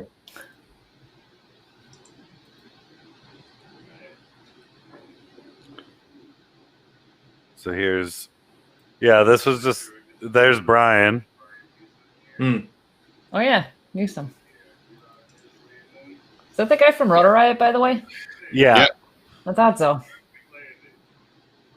Erod. Yeah, Erod's awesome. Erod, yeah. He's cool. He seems cool. God. I had the Sky out. Dude, that thing's so fun. Yeah, we want one of those. What? Oh, is that? She's like, wait a minute, what? Those blades. I had a whole box of different Nemesis builds. Yeah. I keep telling him I need 5 more just in case I break mine. I mean, it's not like it's breaking, right? Yeah. Yeah, but if it does, I'm gonna be dying. There's Brian again. I know, I gotta have a spare. I do. I was gonna steal his. I just ran out. Okay, so what you do is you order the Nemesis HD Micro, and the first one to break theirs gets to build it. That's a good idea. That's a good idea. I like that. It's a competition at that point. Right? Yeah. That's a 3 packs a day right there. Yeah. Is that the HD one? Is that for the Vista? Right? Yeah. So I've got an option for 25 mil standoffs. Okay. To put a Vista unit in it, although some people have said I may want to switch to 30 mil standoffs for the Vista because it's kind of tight. Oh. With the adapters that they were using, but yeah. So I may go to 30 mil standoffs to give it a little more height space, but it will fit a Vista in there on top of a Whoop board. What do you mean by spacers? People are putting spacers before they put the Vista in? Between the flight controller and the Vista. They're putting the mister right on top of the flight controller. Yeah. Oh, I see. Between it. Okay. He had to build my Nemesis. I'll solder my fingers together. 5-inch fine, 3-inch not happening. I used a jumper R100. I don't know if you're familiar with that for my Express LRS flashing, just because I had it. And you have to solder wires to the frickin' STM32 chip. Oh Jesus! Yeah, I wanted to film that so bad, but I didn't want to be screwing it up either. You know what I mean? I mean, it's only a $14. That's when you record to hard drive, post later. Yeah. I had It works. an FC. It was a little 16x16 F7, and yeah, it was the Talon one. I still like Talon, but I saw, like, I was in the middle of reflashing it, and my computer froze. Oh, yeah. And I was like, oh crap. So when I got it booted up again, it wouldn't read via USB. It was all corrupted. I was like, fuck. Like, so I called customer service. I talked to Mike Chin. I dealt with Heli Nation. And a few days later, Mike got back to me. He's like, so our engineer says that you need to short this little teeny tiny little resistor and this little capacitor join right when you boot it up. I'm like, oh Christ, this is going to be the hardest thing ever. And so as I'm about to do it and just try it to make sure it works, Mike's like, oh, by the way, think you could do a tutorial on it? I was like, shit. You're gonna give me some free stuff, buddy? Come on. Yeah, so I I did it, and after that, because a few other people had issues flashing the new firmware and got locked out of it doesn't have a button. It doesn't have a boot button or anything. So to get it back into DFU mode, you had to short this little teeny tiny little spot. And it was the most infuriating thing, but I did the video, and since then that video's gotten quite a bit of hits just because every time somebody has that issue, he sends them to my video. That's the one thing I don't think I've ever done is brick anything yet. Nice. Lucky you. I know. You jinxed Isn't that yourself. what I always do? No, bricking would be like if you go to flash it and it just, yeah. Mm. I flashed wrong targets and things before and then got it back, but that's not the same as bricking, I don't think. You just reflash it and it figures it out. Like, oh, nothing works. Yeah, the only one that works that really sucks is if you disable your USB port on accident. Oh yeah, Yes. Oh my God. Paperweight. that is such a pain in the butt, because then you have to like hardwire your USB adapter. Like I had to cut apart a USB extension cable and make a USB adapter and solder it to the board just to. And I was like, at that point, I was like, why aren't you just buying a new flight control? Oh yeah, you're cheap. Yeah. I question myself. Yeah. Like, why am I wasting hours on a $20 piece of shit? Yeah. Yeah, Dan was trying to get me to just throw away that VTX yesterday, but I mean, it was 2 TBS parts, so that's like $70. I'm like, I don't want to throw it away. It's still sitting on my desk. It didn't make it to the bin. I don't. I'm not. It's Trappy. I'm not going to say anything. We all know that Trappy doesn't like me much. Right, I still use TBS stuff, but yeah, I try and keep my mouth closed when it comes to Trappy. To be honest, I avoided TBS for the longest time simply because of that. It was like, dude, do I really want to be paying $35 or whatever it was for a Crossfire Nano SE every time I go to quad? Well, clearly I resisted it. Well, that, and I really liked my Nirvana, and the only mod at that time for the Nirvana was to add the full Crossfire on the back, and it was just way too wide. And again, my fingers were hitting it, and it's like I can't fly with something touching like my knuckles right here on the inside of my grips. Yeah, that thing takes up like a lot of real estate back. Like it's fat off the back here. Yeah. Now on the big controllers, it's not bad, but when you get into something like a Nirvana, or like I can't imagine that like putting a small module on the back of that the T light. Yeah, Right. I think the micro modules they would way work too well, but I've got the full size. Well, I mean, Yeah, but you saw where my hands were though, right? When I was Yeah. holding it. I mean, it would literally be all over it. Yeah. Yeah. Yeah. It's kinda, I mean, you feel it in my fingertips a little bit. Yeah.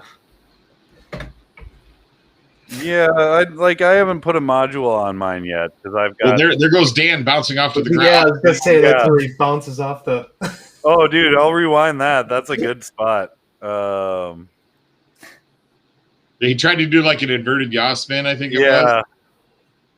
The And- inverted yaw spins got me yesterday, man.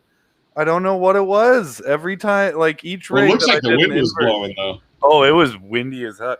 Mihop was trying to fly his wing, which had a 5-inch prop on it.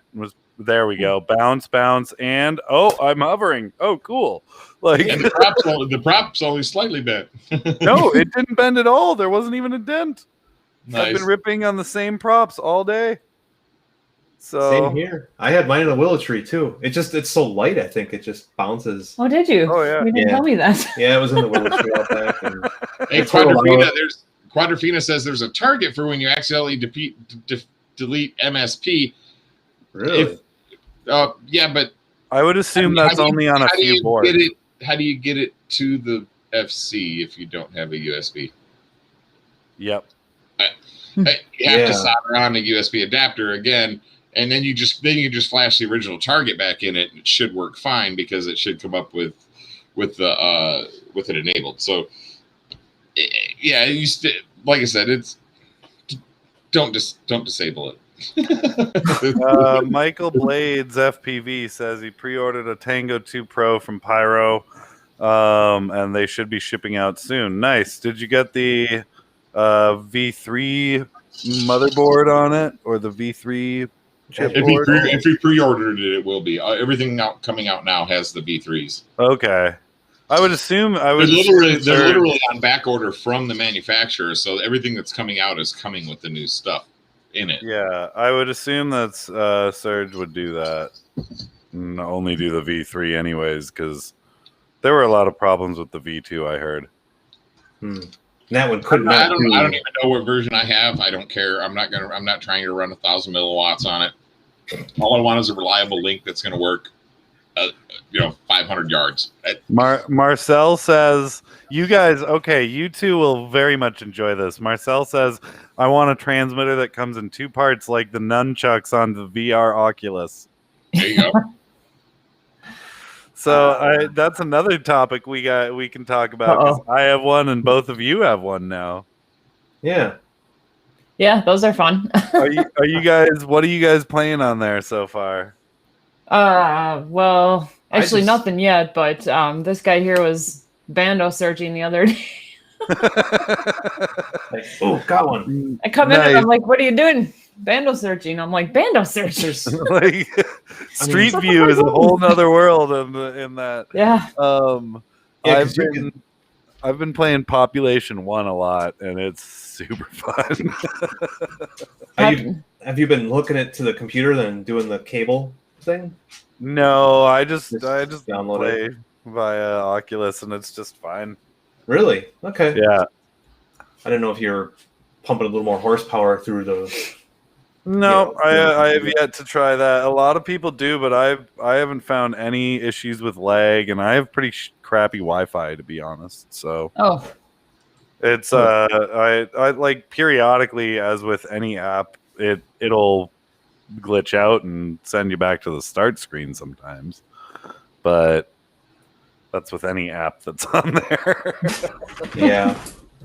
It's just about everywhere. Quadrophenia says there's instructions, but it does involve using that target. Dexter, cut it out. Yeah. I'm sure Oh. Oscar Liang or somebody has that video somewhere. Double A, you still have the V1 of the controller. Do you have you found any issues with that TBS? I don't think there were too many issues. I know people instantly just bought the V2 board and started swapping them out right when the V3 board came out or whatever. So, or sorry, they bought the V3 board. My bad. So yeah, we just Matt, do you have any footage from your flying yesterday? Today? No. Like I Yeah, said, today. Sorry. I didn't get anything worth a shit. It was just lots of crashing. That's worth a shit. What are you talking about? I mean, I had some pretty cool crashes. Got stuck in the grass, stuck in the trees. I actually got stuck in like a tree trunk that was up like this, and my quad like landed in the middle of it. Nice. And I was like trying to arm. I could like see the ground, and I could arm it. And I could hear my motor spinning, and it was just like, and the props weren't hitting anything, and I was like, what the hell is going on? And I got all the way out there, and I'm looking around on the ground. I was like, where the heck is my quad? And I look, and it's like jammed, like perfectly in between these three trees, like this, and the props aren't touching anything in my camera. And I'm like, what the hell am I? And I didn't have my phone with me to take a picture either. Oh, useless. Well, I don't. It was carry live streaming most of it. Don't carry my phone everywhere. I'm not one of those young hip people. I haven't gotten used to that yet. I'm an old crusty person that believes you should use a phone to make telephone calls. Yeah, we're all old school here. It's okay. We agree. We agree. What the hell? We say old school because we're afraid to not use the word school. Yeah, exactly. The word school has cool in it, so it's kind of But if you just say you're old, it doesn't have the same ring, right? Sounds very I did use my phone to do slider tuning on the Nemesis a little bit today. Oh, nice. That was I felt like I was using it for something. Well, yeah, I've used. Was it the Speedy Bee app or whatever it is, or the Betaflight one? I went to the Betaflight one, but I kind of wish I just would have went with the Speedy Bee one because every time I log in, it tells me that I'm using outdated. I'm like, no, I'm not. Yeah. No. The Speedy Bee one's really pretty good. I've been using that for a while, but I very rarely tune via that anymore. I mainly just, if I'm in the field, I'll just tune it via the goggles. OSD. I don't really use the sliders much. Yeah. So I just turn on the OSD tuning, and I'm like, all right, there we go. Marcelo, I'll one up you on that one. I was still young when the Wright brothers were designing their first airplane. I was there when Leonardo da Vinci designed his spiralcopter. That thing you see the drawings of? Yeah, Matt was the test pilot for that, didn't you? I was the test pilot. That's why his face looks so messed up. But Is that the thing that went? No helmets back then, right? You just had to spread your wings and fly. I was like Fred Flintstone cranking the hand cranks. You sure you know that? See, get it faster. My goodness. Oh man. So yeah. Cool. What, I was also one of his models for the statues. Oh my. Roll. Unfortunately, they were too heavy to move out of his shop because it was so large. But they were there for a minute. Yeah.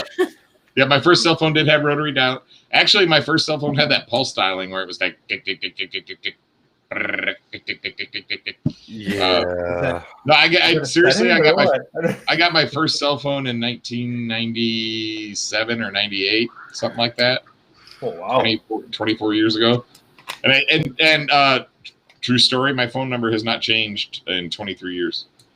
So He's so old his phone number is 4. Yeah. Same here. Like I had mine at 99. Area code 1. Yeah.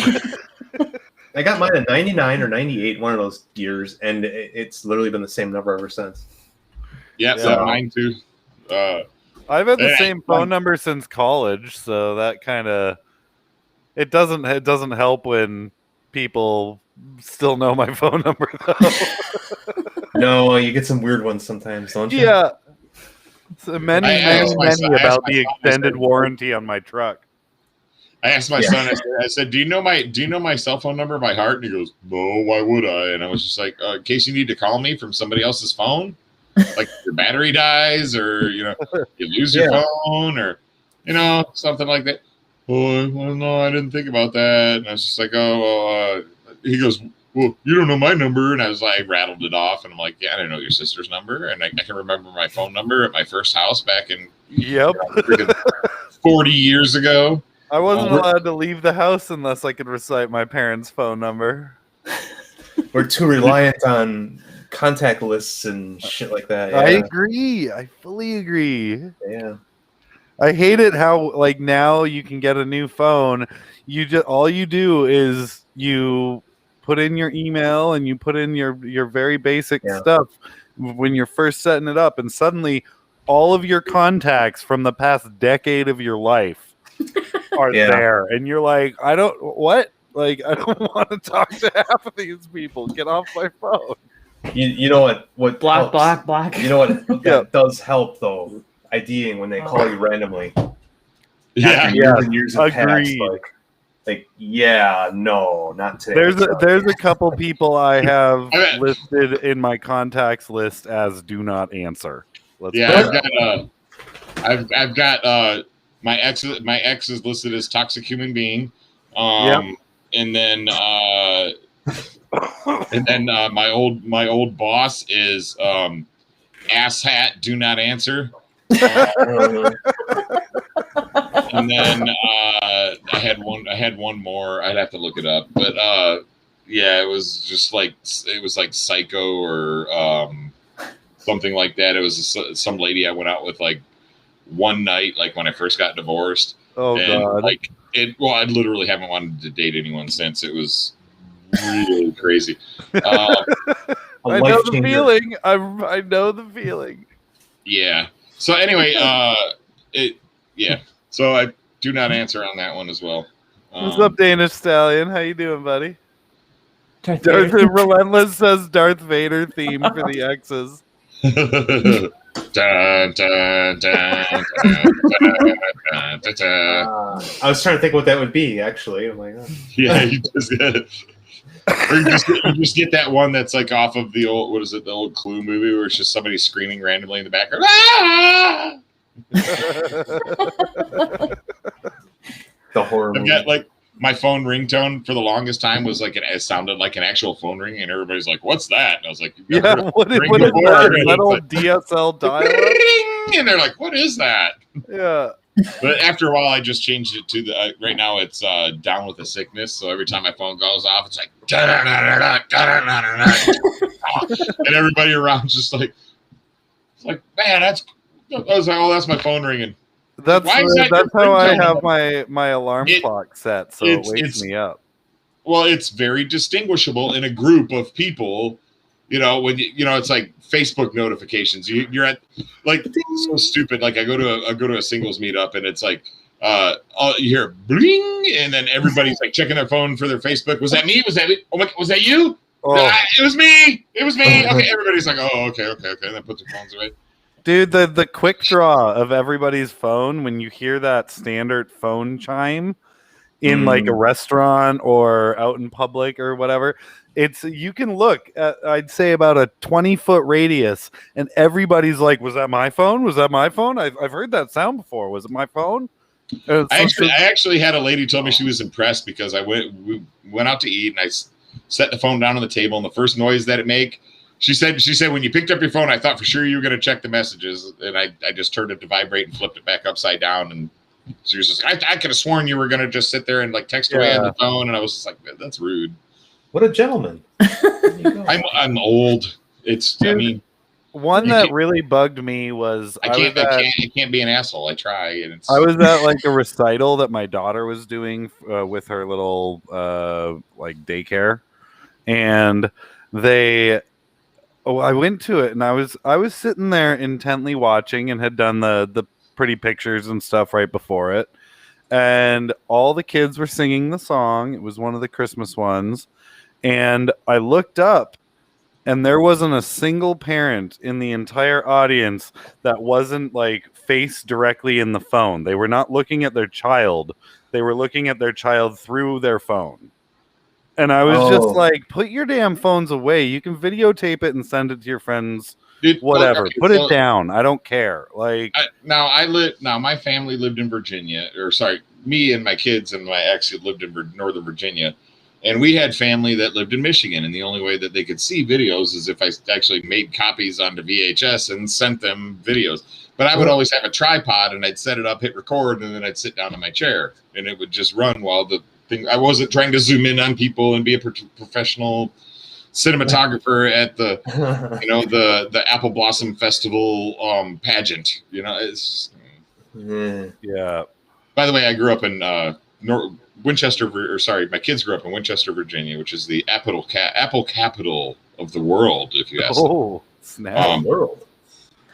But there's four Apple manufacturing companies. I don't know if you guys ever heard of White House apples or like White House applesauce. That's based out of Virginia or Northern Virginia. Nice.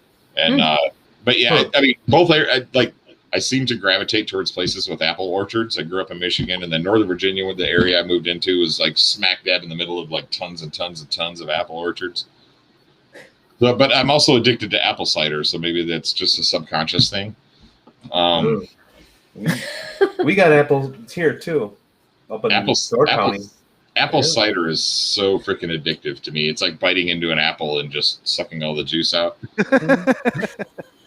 Like seriously, I went to Walmart and I came out with a whole cart full of $5 per gallon apples. I think it was like 15 gallons of apple cider this year I bought, because it's like down here in Texas, there's no apple orchard, so it comes down here and you get it in the stores for about 3 weeks, and it depends on the demand. So I just went in and I just loaded up a whole cart, and the lady was like, "Really?" And I was like, "If you haven't tried applesauce, I said apple cider, you're missing out." So, I've said it before and I'll say it again. You're a weird dude, Matt. Come on. I mean, does it go bad? If I sounded like grapefruit juice, you could call me that. I mean, nobody drinks that. I don't think. My stepmother drinks grapefruit juice. Yeah. No, can't do it. No, I get certain kinds of orange juice. To me, taste too bitter, and I think they taste like grapefruit juice, and I won't buy them. Like the Minute Maid orange juice, and I'm not a fan. So Drone Pilot said somebody had made a comment that their friend has an African gray, and he mimics the Facebook ding sound all day long. And Drone Pilot says African grays are mimics. I had one next door that did the car alarm sound nonstop. Oh yeah. And then Colton comes in and he says, "I signed my dick neighbor to a Scientology subscription." Oh my god, how do you do that? dude, that's a good Colton, idea. I think you won. Yeah. Yep. So one of my best friends in my neighborhood growing up when I lived out in the country, his name was Jason. He was adopted. Him and his brother were staying with Father Joe, a Catholic priest that lived down the road from us. And he had an African gray, and he had a cockatiel. And a cockatiel would just curse to no end, and he kept trying to get rid of it, and people kept bringing it back. And this thing won't shut up. And then right. And now the African gray, it would say amen and praise Jesus and stuff like that. And then after, like, my friend, after we got the Sega Genesis, its favorite word was shit. So right. Like, it wasn't terrible, but Father Joe was furious. He's like, "How my bird's cursing at us." So in high school, we had a science teacher, and he was more our chemistry teacher, I guess. But one day he brought in, I think it was a cockatiel, the big white one with the yellow mohawk. Stripe. Yeah. Cockatoo. So he brought in one of those, and he was like, "I just got him. He can't be left at home too much, so the school gave me permission to bring him in. So he's going to be our like class mascot for a bit," sort of thing. And he left the room to go get a bunch of stuff, and by the time he came back, everybody had taught it how to say nerd and call him a nerd. And the teacher came back and he goes, "Did they treat you?" Or he goes, "Did they treat you well, baby?" And he just goes, "Nerd." And he goes, "Son of a bitch." Oh God. And like apparently for weeks his bird just kept calling him a nerd, and I was like, "That's mean, but it's also epic." Yeah, Like- that's My ex and I tried so hard not to curse in front of the kids.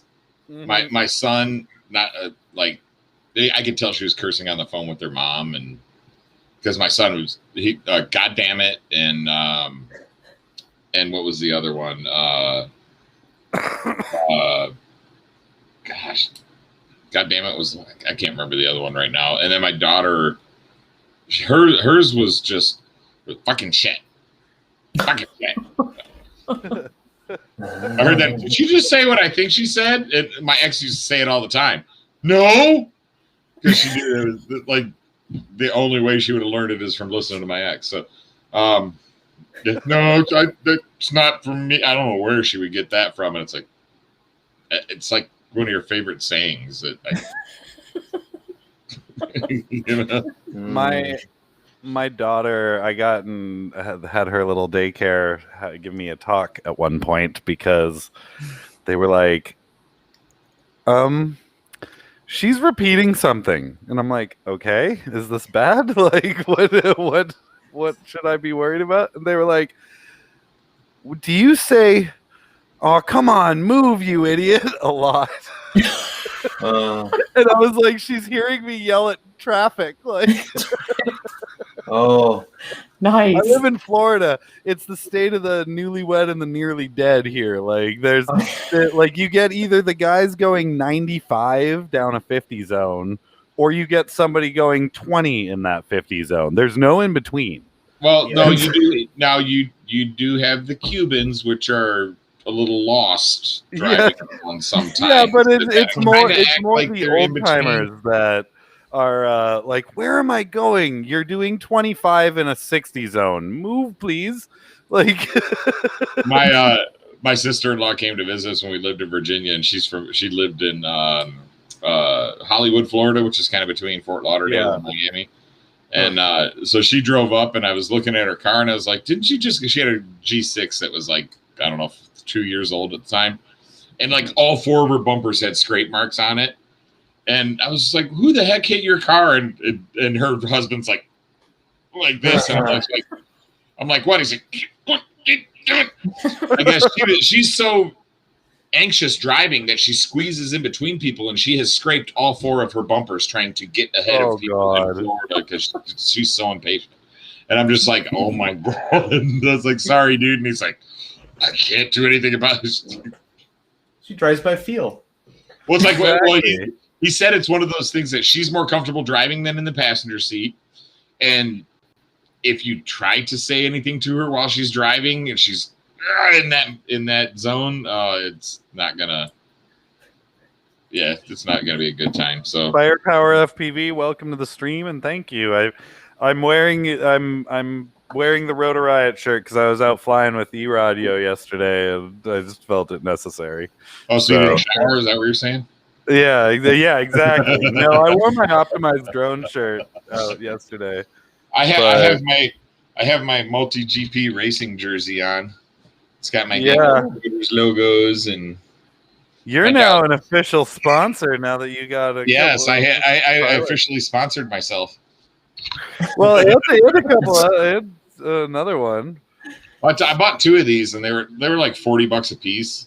And for the amount of artwork, and on the back, it's got my name and my pilot.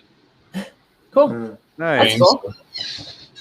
But I really wish, like red. I'm not a big fan of red. I wish they had options, but Build, crash, repeat. I mean, Nice. for 40, it wasn't bad. Crash repeat. Yeah. Yeah, it's a classic. FPV is not a crime. I like it. Everybody's wearing FPV shirts right now. I just The noticed. backgrinder special. I got the one you're wearing there too. I almost put it on, but I was like, go with something more real here. But this Oh, really tells John, the we could have story. been twinsies. Yeah. Aww. I tried putting the mascara or the guy liner on him, but he wouldn't let me. yeah. Let's not. So do that. I just have to add at Gank Multi-Rotors one that says build, fly, crash, change props, fly, crash, change props, fly, crash, change props, ... Yeah. Yeah. Instead of The The other one I want to make is what is it? Why join a riot when you can start a mutiny? And Yes. just have Gank Multi-Rotor's mutiny freestyle shirt. Oh, Or why riot when you can mutiny? Just simplify it out. But that could send the wrong political message. to who? Anybody? Oh no, they're mutinying now. You know what, Dan? It'll be a shame when none of the Rotor Riot pilots show up to our stream. Right? We so many of them. So I think you guys will enjoy this. When we had Nurk on, Michael Rollins crashed the party at one point. Like in the chat? Yeah, and so we were like, you know what? I'm just gonna get Michael in here. So I messaged Michael and sent him the link, and he pops in, and I activate his little window, and the second I activate his window, before he could say a word, Nurk just goes, "Well, here's Michael to ruin Rotor Riot." Yeah. And we've been thinking that, and I talked to Chad, I talked to Michael about it, and Nurk, and we all kind of just want to make a shirt that says, "Why don't you go tell Rollins?" That would not be wrong. Or like something like "Save the drama for Rollins" or something like that. It's very yeah. That's a thing. That is a thing. You actually had Rollins on here separately, or yeah, he's been on a few times actually. Really? We had one episode where it was just him. Okay. We had another episode where we were hanging out with Jake Blackburn, and Michael popped in to talk with Jake because they're good friends. And then we had another one with Nurk on, and Nurk and Michael had just done an interview as well. And so they were kind of like joking, trolling back and forth in the comments. And so I was like, let's get this live. Let's make this happen live. Yeah, right. But Michael's a good buddy of mine. I really like him. I've talked about the drama like with him directly a few times, and I've been over to Michael's house, and I'm one of the very few pilots that's actually like been there and seen his studio and all that. He's a great guy, and I'm actually this summer I'm moving up towards Virginia, and I will be living about an hour or so away from Michael. So when I was up there looking at houses, I stopped by and was like, "Hey, what's up?" And it was pouring rain and really cold, so we couldn't really go out and fly. Yeah. So we just hung out in his little workshop for a bit, and I gave him a little whoop, and he played with my daughter for a bit. It was really fun. Was that a euphemism? You gave him a little whoop? Yeah, I did give him a little whoop. I gave him the Renegade, the super fast tiny whoop onesie Renegade Danger onesie. I gave him my tiny whoop. That if you're just tuning in. Yeah. We're talking drones, of course. Yeah. But yeah, so I don't know if you guys ever saw it. I made one of the most ridiculous little 1S 65 millimeter whoops. I used Jesse's brand new 27,000 kV Danger onesies. My video's crap. And he even warned me. He was like, "Dude, you're gonna blow something up, man!" Like, so it was so fast and so responsive, and I got a lot of. Michael was like, "That thing's so quick," and I was like, "Well, now it's yours. Here you go." Was it a battery killer? No, it was close though. It was definitely. Yeah. A lot of people called it that, but it has yet to kill any one of the batteries that I put through it. It's puffed one or two, but they're still good bad. Like they still work just fine. They just got a little warm, you know? It's fine. Yeah. But Matt saw it and he was like, "Holy crap." Like it was faster than my 3-inch Nemesis. Let's put it that way. And it was a little 65 millimeter, 29 gram whoop. Wow. Yeah, it was ridiculous. But yeah, so Matt, we've kept these guys on here for 2 hours. I'm assuming they probably want to go to bed. Oh, I just looked at the clock. You can hang out as long as you'd like. we've had a few guests come on that were like, dude, I didn't realize it would be like that long. What would we be doing otherwise? We do tend to go on a little bit sometimes, how long? but I mean, but it's always, I don't know, we always have fun, so it's all good. Yeah, we tend to. Yeah. We've been known to play Tiny Whoop Go sometimes with our guests, and we have some fun. We have not had a Tiny Whoop Go night in a while. Is that now because we mentioned it, this is when Ricky Peacock usually jumps in. Y'all gonna play some Tiny Whoop Go? Yeah, he's like usually like I got a room open. AA, yes, that was me and my daughter. He got her a PB&J and some little veggie chips. She was ecstatic. She's like, "Oh my god, somebody else makes PB&J! Oh my god!" Like, what? You mean I can get that here too? Yeah, she's like, that Daddy isn't the only one that makes that for me. I'm bummed. I used to like those the Uncrustables from Smuckers. They had they're peanut so butter. good. The only ones I really liked were the peanut butter honey ones, and Yes. I don't make them anymore. Those are awesome. They do make them. They still make They them. don't. They don't stock them in the stores down by me. Then let's put it that way. JRC, Mr. JRC's. I'm moving to near Williamsburg, right by the James River there. So that's gonna be fun. It's gonna be a really nice spot to fly to, right off the river there. We get a what? I was gonna say we got to make our way down that way, Where? just down towards Florida-ish. Yeah. Well, I'll be here till June. Well, Virginia, Florida, aren't they neighbors, kind of? Or am I- No, Virginia's way up in New England. Is it? Yeah, So, Virginia's we right can next to visit that. Washington, D.C. Virginia is the farthest north southern state. Oh, you know what? I'm thinking Carolinas. That's what I'm thinking. Yeah, the Carolinas. Yeah, that's right there, north and south Carolina. you'll be kind of by Bot Grinder then a little bit. Oh, he's Philly. They're in Yeah. Philly. PA. I fly with Maddie Blunts, who's also in the like the Pittsburgh and or the Pennsylvania crowd, I guess.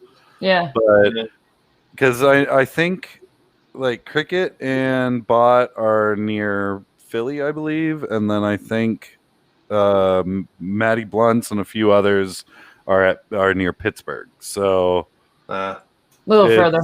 yeah, they're about an hour or so away, maybe more. I could be wrong. I don't live out there yet, so Yeah, the town I used to live in was Winchester. It's so far north in northern Virginia that it's surrounded on the west, the north, and the east by West Virginia. Huh. Gotcha. Wow. But it was awesome because I got to drive through the mountains every night on the way home. I might have 78 mile round trip. all right. Geppetto's working back. lab says he's got to hit the sack. So good night, Geppetto. I'm gonna get you in touch with Gardorotor because he's got experience with Express LRS. So It got way easier. yeah, I'll tell you that. apparently with the new that just happened too, didn't it? Yeah. Oh, yeah. I was compiling code in the beginning. Yeah, and that's what I heard. It just very recently Yeah. became easily flashable as opposed to having to compile it all yourself. Yep. Yeah. You just pulled on menus and clicked options, and I think that's a lot due to Dominic Clifton too. He's one of the guys that watches our show sometimes. He's been also in the hospital recently, but across the world. I've heard. Yeah. Yeah, he just got released, I think, this week. Yeah. Something with his brain, right? Yeah, he's bleeding into his brain apparently, and that's not good. And they don't really know how to stop it. So, Jeez. Well, they also said that if he takes it easy and he stays on his medicine and stuff, that it should kind of stop itself, I think is what he said. yeah, but like aneurysms don't always work that way, man. Well, I mean, aneurysm's a clot, though, right? It's not necessarily bleeding. Aneurysm's a burst of a certain spot in the vessels. Yeah. So Mr. JRC's, well, thanks for coming, and we're on every Sunday night, man. Have a good night. Yes, sir. Yes, subscribe to the channel. At least hit the like button on your way out, please. Yes, please. Awesome. Yeah. Are you guys up to anything that you guys want to promote or anything like that? No, we're just us. You're just you. That's Yeah. perfectly Just us. fine. We just smash toys into stuff, basically. Double A says, Gardo and Kim, you both need to visit us at IO in Muncie, Indiana. It runs August 11th through 15th. We were considering that one actually because of the it's close. Mhm. Yeah, I mean, it's less than. Indiana's super close for you It's guys. less than 20 hours for me. Oh, yeah. I'm going. Okay. I'm going. I've been every year. It's been open since 2017, I think. Or Except for last year. 2016, something like that. How's that looking for this year? It's on 11th through the 15th. I'm gonna get there on, I think it's Wednesday. I go every year and I get an RV site and rent an RV. Wow. But I'm gonna get there on probably the 10th through the 11th. Usually I'll get there like I'm leaving on Monday. See you, Marcel. So I'll be there from the 11th through the 15th, and I'll actually be leaving on the 16th, and then from 16th, 17th, 18th, and 19th, I'm driving from Muncie, Indiana to Roseburg, Oregon for West Coast Throwdown, and then I'm going to camp there for the weekend, and then I'm going to drive all the way back from Oregon to Texas. Holy shit! Nice. That's my 2 weeks vacation this year. I'm trying to see if I can get somebody to go along. Right now, I'm just going to drive my car to IO and have a camper drop it off there, and then drive to Oregon and have a camper dropped off there. I don't want to tow a camper the whole way. Danish Stallion's all mad at me that I didn't drive the extra 3 hours down to his fly and barbecue yesterday when I was flying with E-Rod and all that. Yeah, he's on the other side of Florida, like all the way down to the bottom. If you guys go to IO, look through the RV lot for this gray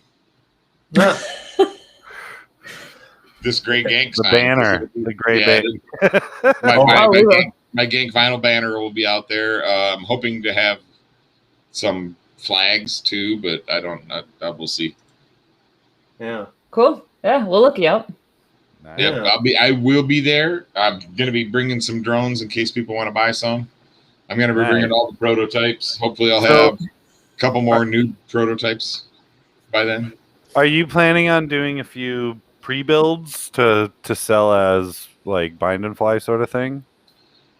I didn't think you would. Well, I mean, just for the fact that I don't have a hookup with a discount on flight controllers or motors, anything like that. So I would be buying everything at cost, and everybody's bind and flies are so stinking cheap right now that I really don't think that people would buy one at what I could sell it for and make a little money. You know.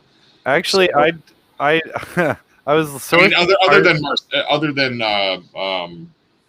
like Raphael. Raphael, yeah. Like we'll do his. That's fine. Right. But well, I'm probably gonna get when I get the FetTech motors replaced and get mine all tuned. I'll probably just sell them mine. Nice.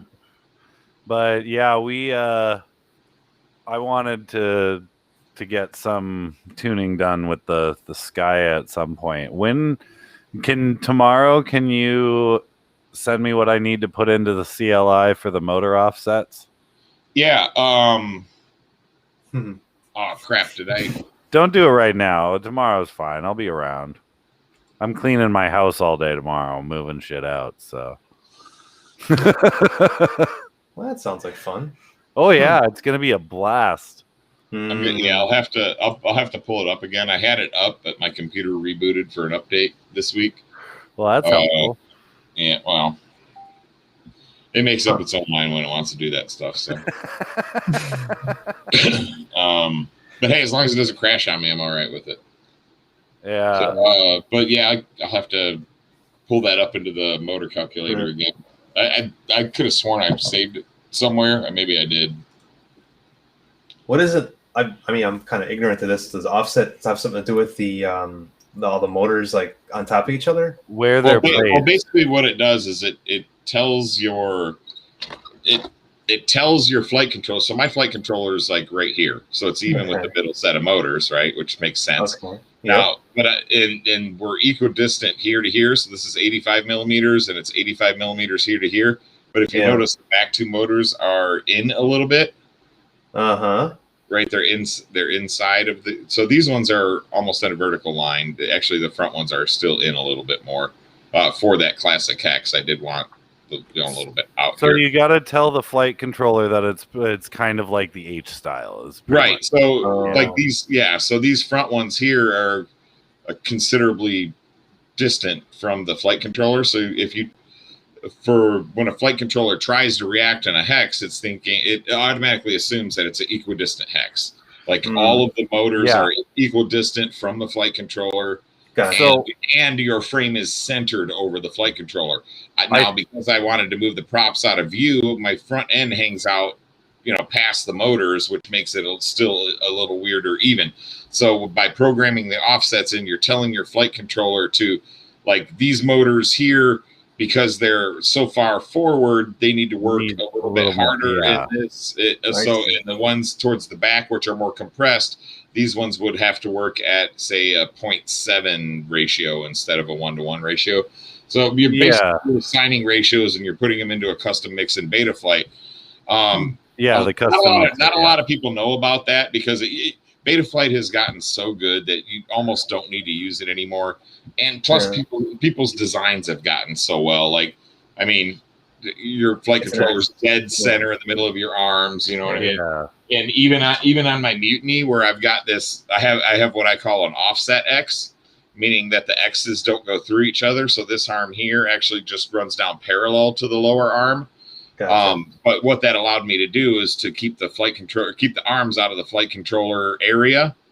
So you've got like room, like the arms actually connect. Well, the arms actually connect down here, and I've got a skinny little arm plate, so you can still access the motor screws. It changes these arm angles here because it doesn't need to be lined up with the back ones.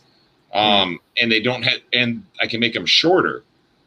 So a true X, because the arms would start in the middle of the motor, it would have to be, this long versus, if I swung that over here, I mean, that's another inch or two longer. So the arms on a freestyle quad are the heaviest part of the quad. They're 5 millimeters thick, right?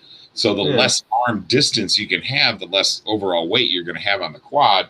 But then you can still have maintainability by being able to access the flight controller. The flight controller is not, so if your motor and your prop starts vibrating really bad, it's not transferring all that directly to the flight controller. There's just a lot of little things. All my pet peeves, I'm a little bit OCD sometimes, so my pet peeves kind of drive my designs. Like, that bothers the heck out of me, and then I'll just make sure that doesn't happen.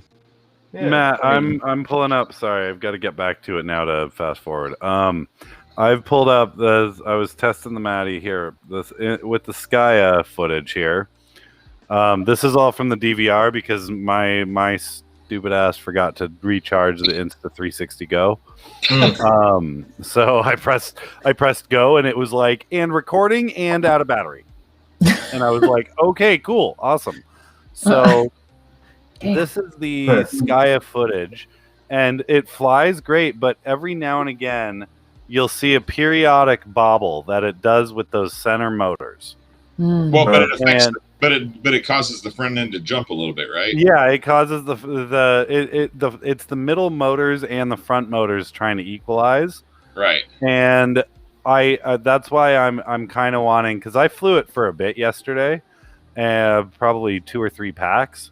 And like, it handles fine, but every now and again there was that bobble, and it kept happening.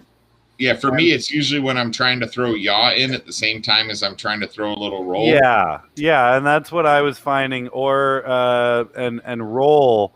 I've been experimenting bringing the eye gains up, and that's helped a bit on the roll a lot, and the pitch, the pitch flips or power loops sort of things.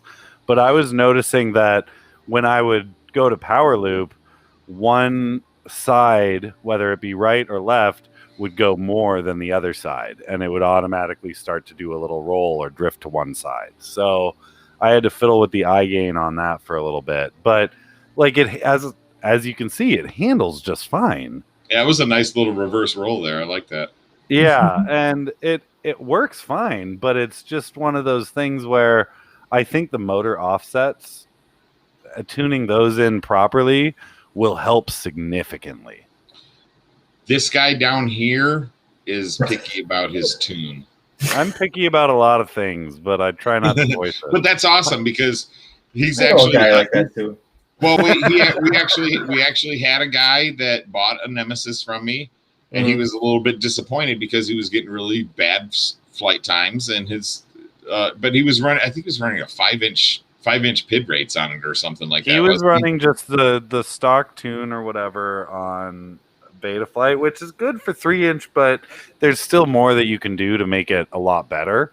But it's well, right, because you're talking about Tucker, right? Yeah. Yeah. But most of the 3 inches that like Betaflight actually, the standards for are freaking heavy. Have y'all like seen some of the the Skull 3 inches chunky as heck? The BQE 3 inches chunky as heck. And he was getting a lot of weird like tuning side specific things, and he was just like, I just want it to fly better. And he was very open about it. He's like, look, I might not be the best. I'm not the best pilot. I don't find myself grabbing at it to go fly because I can't get a feel for how it flies. And he's like, do you know about tuning? So I gave him my tune, and I was like, here, try flashing this. And I even gave him like a specific cut and paste. I was like, copy and paste all this into the CLI, hit enter. Once it's done, hit save.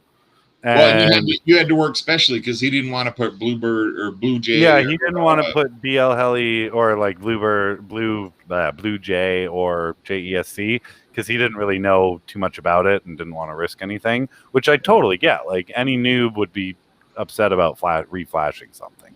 Yeah. And so he reflashed it all and got it set up. And the next, he was like, all right, I'll go out and try it if you say so. I don't hear from him for a couple hours, and then I get this ping on my Facebook Messenger. He's like, dude, this is my new favorite. It flies so good, dude. Thank you so much. I was like, good. Like, I'm glad. That's exactly what it's supposed to fly like. Like, it's not that you can put the stock tune on it, no problem. And everybody has their own way of tuning. I'm not discounting anybody else's tune on it in any way. Yeah. But I've found what works for me in terms of a good mix of power and power consumption, meaning efficiency. So I'm not getting the crazy sag at the end if I do a hardcore acro round, I'm not. And if I do choose to go pretty heavy acro or freestyle and I'm doing a lot of hard punch outs and stuff, Yes, I'll see the low battery pop up, but when you level out, the battery will creep up a whole bunch, and I'm still getting 4 or 5 minutes flight times most of the time. And you're I used these little 450 milliamp 3S batteries here. Mm-hmm. I used one of these earlier today, and I got 4 minutes, and I was doing power loops of the power lines out front of my house for that whole time. So it'll still give you that efficiency of being able to stay in the air as long as you would with a 5-inch, but it's so lightweight that it's easy to tune for that, and it's easy to be like, okay, well, this needs to last longer. You need to do that, Yeah. So you how long are you getting in terms of your flight times? Me? Mm-hmm. I don't know. I know she got 7, but she's running defaults on 4.2, and I put 4.3 on this just because I didn't want to futz with motor remapping. Yeah, because I had something I didn't want to futz with that. I was like, because the 4.3 had and it was a little bit when you lost the throttle, it would do that Yeah. Well, so hopefully my tune gets rid of that prop wash wobble. Well, I got it pretty decent, like where I feel like it's good. I just leave it Nice. alone. But I'll take a look at what you got too. Yeah. I'm curious. I'll send you the dump file, and you can Yeah. pick and choose whatever you want out of it. That's totally fine, dude. So I Like, think I'm coming up yeah. into the 90s and 80s in P gains and like 40s in the Ds. Yeah, let me pull. I've actually got it up right here. Let me see. And don't touch mine. I like mine the way it is. I like how mine flies. So Hold on. I can actually share it. Hold on. I wanted to show that to Double A. Double A says because he bought a Skya from me. So he said that his frame. So this frame weighs 70 grams, and it all up without minus the props, it's 199. Ooh. So you're gonna be still you won't be sub 250, but you're gonna be really close. You can be sub 250 with a 650 milliamp hour battery, but anything bigger than that, you won't be. So I actually have my P gains at pitch is 60, roll is 56, and yaw is at 85. I've got my I gains up in the 90s, and my D pitch is all 38 and 35 for pitch and roll, and then compared to you. I know from the time that I saved this tune, I've upped the feed forward a little bit on all of them to I think 105. Oh, okay, not that much. Yeah, like, and then the D min I have I think at 19. Oh. So and for that, there's a couple other little filter settings that might still be in one of the. I think they're still in the 4.2 tuning that are just stock. Yeah. But the 4.3, I know one of them. I can't remember whether it's 4.2 or 4.3 where you have to readjust the gyro notch or the whatever it is to 300 megahertz instead of 100 or 300 hertz. Yeah, I did that. Pretty sure. Yeah, so that's what I do. It's like it's really not that crazy of a tune, but that's just the PIDs, and then I have my rates and a couple. Oh, one big thing. If you're doing that, did you set the motor poles to 12? Oh yeah. Okay, just making sure.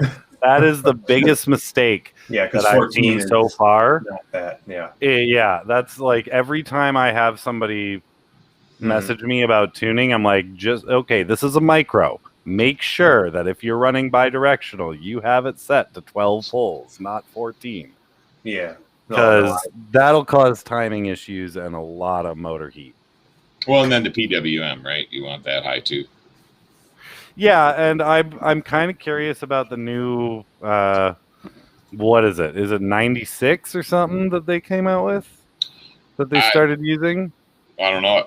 I haven't seen it yet. I forget. I think it's either JESC or Blue Jay has the option to do 96 or variable PWM where it can read between like I don't even know, between 20 and 90 or something. You need the F4 processor on your ESC for that, or it's probably the F3 ESC minimum. Jules says Blue Jay 48. I agree. What's up, Jules? How you doing, bud? Another freaking Sky test pilot there. Yep. He's got a 6S Nemesis too, doesn't he?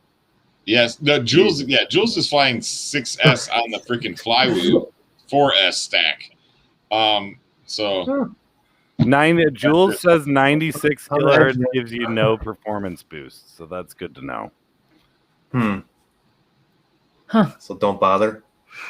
Yeah, he said 8K and 8K on an F7 is what you generally need, which is accurate. Yeah. I don't know. I've been watching a lot of UAV tech and crap like that, trying to figure out more stuff. Nice. We had Ryan Harrell on a few times, and when I have questions about ESC protocols, at least, he's usually my first call. Like, I'm usually like, Ryan, okay, tell me about this. Like, well, we actually did a show with Ryan right shortly after JESC came out, and we were talking about that specifically. So. He was big on JESC, but he's now thinking a lot about Blue Jay, man. He's been talking a lot about Blue Jay recently. What's up, Shake?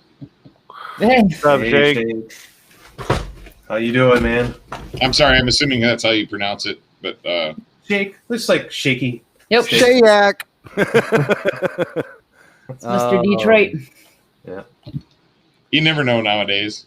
So yeah. You guys all saw the episode with Key and Peele, right? Where he went to Peele went to a white high school and he was trying to pronounce all these names. Hey, Ron. It was so hilarious. You guys have to see it if you haven't. It's pretty funny. And he's like, "You all are messing with me," and he started getting really angry. Oh gosh. So you Blue Jay your Mob 6. Yes. Yes. Well, any micro you want that, because there's no BL Heli 32. You really want that extra. You want the PWM. You want to set the motor magnets right. That's the only way to do it. So wait. He just put in the new set of 25,000 kVs. Oh, so he's got the danger onesies. He's got some of the dangers, I think, unless they're the which ones are they, Danish? I don't think Newbie Drone makes it 2,500. The dangers are 27,000. So they might be just the onesies or whatever. Well, there's because either way, yes, you should, and I'll give you my tune for it, Danish. I'll send it to you, Tim. You got tunes for everything. I got tuned from 65 millimeter whoop, 1S and 2S. I've got 75 mil whoop. I've got 3-inch Gank Nemesis. I'm working on a 6-inch tune right now, and I'm working on the Skya tune right now. Hey, so what? I've got a race tune, and I've got Emu Flight on my freestyle quad, and it's set. I've got because I'm running 2306 2400 kV motors. They have a drop down for that, and I selected that, and I changed my P like this much, and then I changed my D like this much. Are you using Connor's? It's great. Connor's Skyleon. What's that? Are you using the Skyleon tune? Connor's tune? I don't know. I didn't even look at the names of anything. I just looked at the one that had the motor size. Okay. Sorry, the motor and KV that I wanted, and just selected that. Because Connor's got a lot of good tunes out there, and slammed freak style tune. I just put Connor's tune on my 6-inch that I had to reflash, and because I was going out flying, and I was like, "Oh, it's not working. I have to reflash." So I did it. And I was just like, I don't have time to tune this right now. So I just put Connor's tune on it, went and flew. And I was like, okay, Connor, I'm gonna test your tune right now. Like, so I just threw it on stock. I'm not gonna lie, flew pretty good. Like, motors were a bit warmer than usual, but other than that, it flew pretty damn good. I'll give them props on that. Probably good starting points. Oh yeah, I need to start loading my Emu tunes up onto their thing too. Hey Dan, do you think I would be crazy if I put some different motors on my Mob 6? Which ones? I have some 0905, like 10,000 or 15,000, I think. 0905, Jesus, that sounds big. That would be 2S for sure. I don't think the board would like that. Yeah, that's like toothpick style, man. Nah, come on. they're only 10,000 kV, so it'd be 2S for sure. But the board would be like angry about the 2S. Always bigger in Texas, isn't it? Yeah. Well, I just happened. Like, these are from when I was making the Little Deuce. These are DYS 0905s. That tells you how old these are. Yeah. PYS doesn't exist anymore. Right, and then I have some Racer Star 1103Bs, which were the go-to micro motor because all the rest of them were crap. Well, Yeah. that was bad when Racer Star had the best motor available for a while. Yeah, isn't that something? But then T-Motor made one that was exactly the same, and it looked exact. And then I've got a T-Motor Racer Star motors that are these. These are, I really like the size. I wish that there was more motors with the size. There kind of is now, but these are Racer Star T-Motor and Racer Star. It says right on the side. I don't know if you can read it or not, but it says T-Motor and Racer Star, and they're a nice little red, white, and black. Oh yeah, I remember those ones. So these ones, I think I've seen those too. So And they got the green base, don't they? yeah, so these ran great. I had these on on my first Pixie build, and I was racing, and I came up and I was like, "Where's my? Why is my bell like?" And then the shaft is like sticking out of the bottom, so the shaft like totally slipped through the rotor, and then the bell slipped right off of the shaft. Oh god. Other than that, they were awesome motors. I really did like them. They were really peppy. But yeah, that was kind of fun. But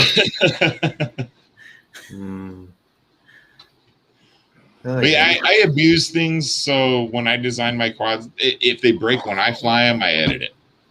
Yeah. The prototypes, if they break when anybody flies it, I edit it.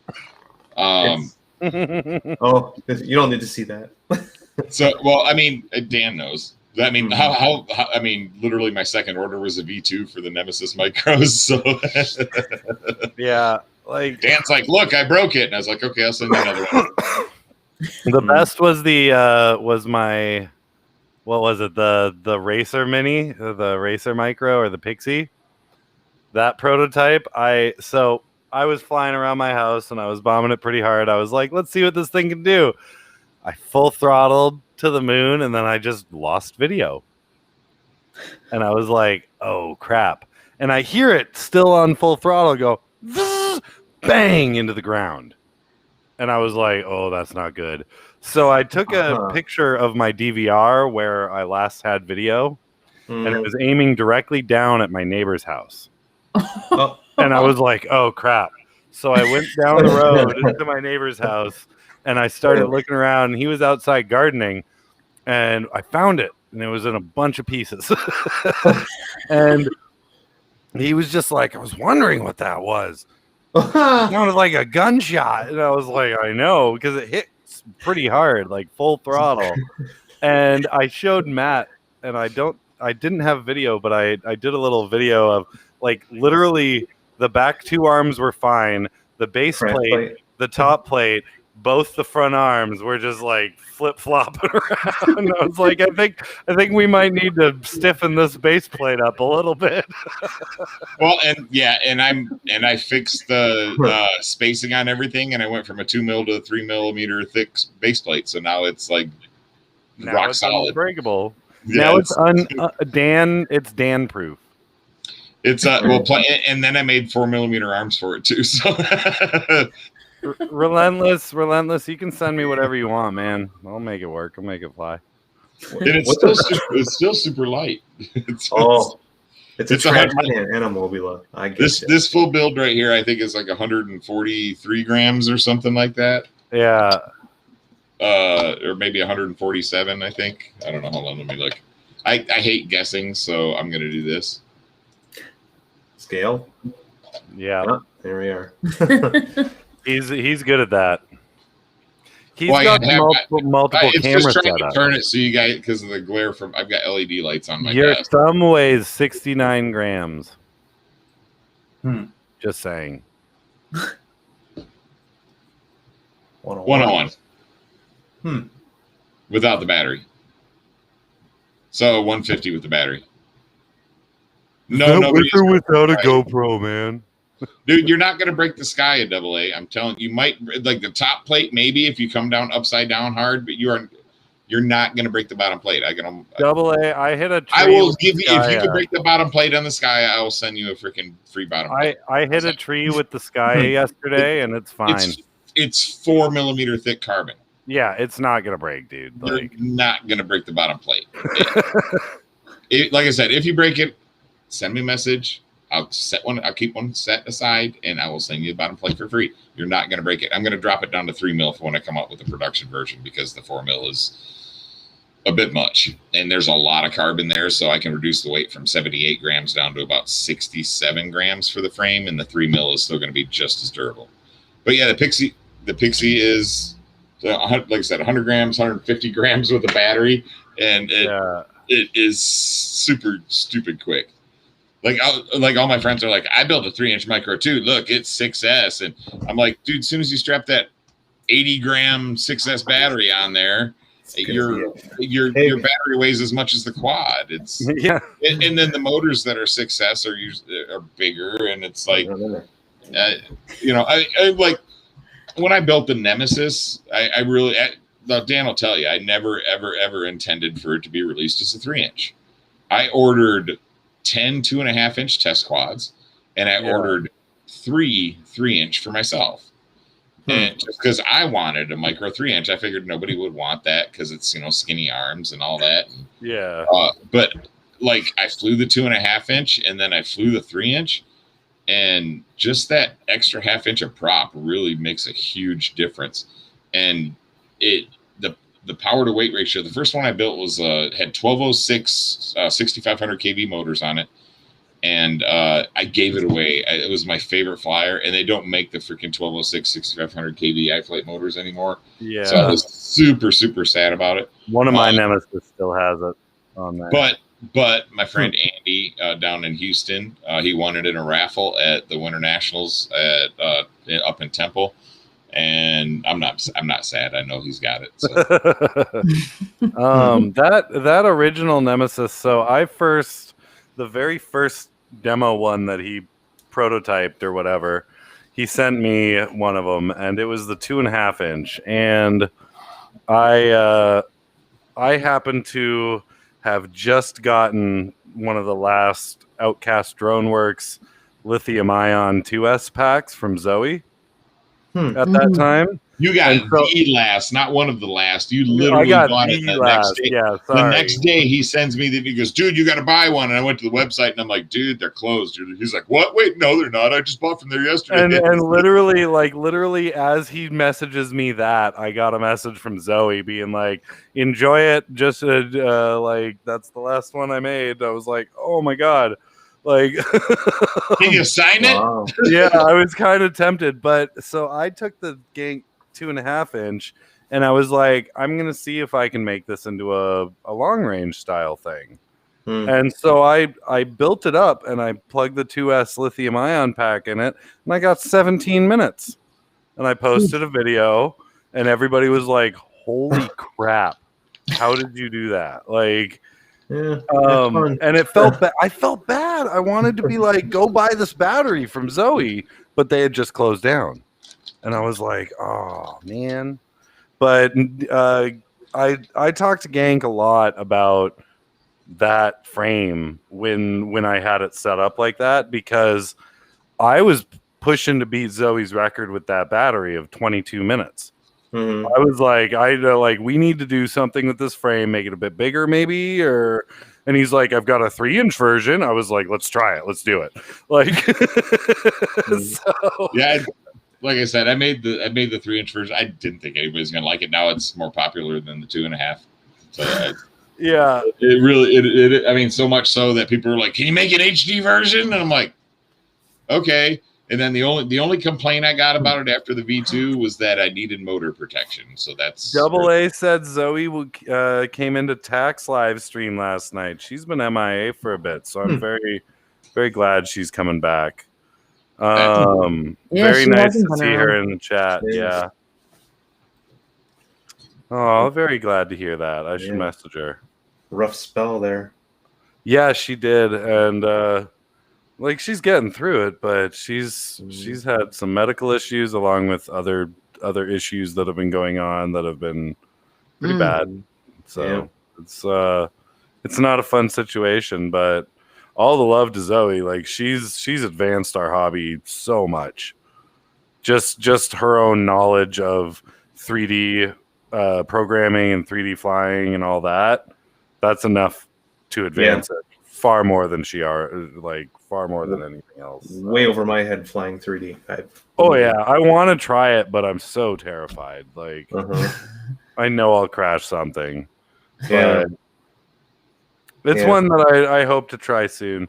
Zoe's great. Like she does. Yeah, she's just a fantastic woman. We followed her since the beginning. Yeah, she's good. I like her.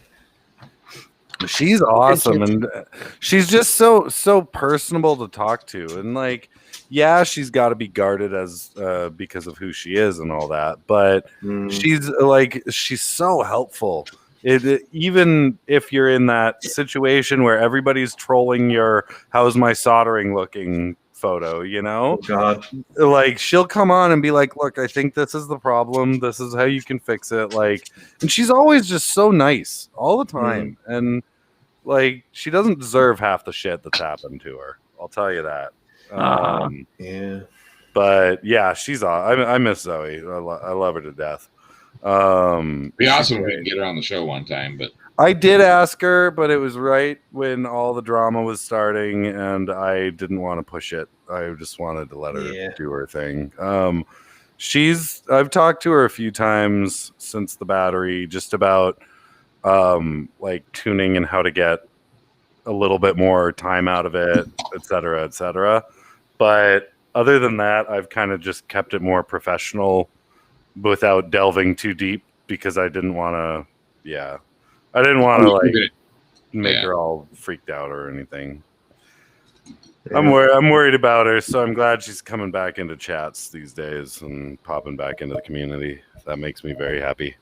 Yeah, like, she never left. She's just working really hard on a bunch of projects right now. So. Yeah, she was worried for a while because she had a bunch of stuff fall on her at the same time with the business that she had with the little with the Arduino pilot boards and stuff, and then the batteries. Yeah, the micro hog project. And I think, didn't she like lose her house, or she was trying to refurbish her RV or something at the same time? And and it was get that done, and then that actually broke down, and her mini broke down at one point. Like, it was just she had just a string of really bad shit happen, and it's like when shit happens to me, it's like boom, boom, boom, boom, boom, boom, boom. It's that rule of threes crap, man. It always happens in 3 or 6s or whatever, you know.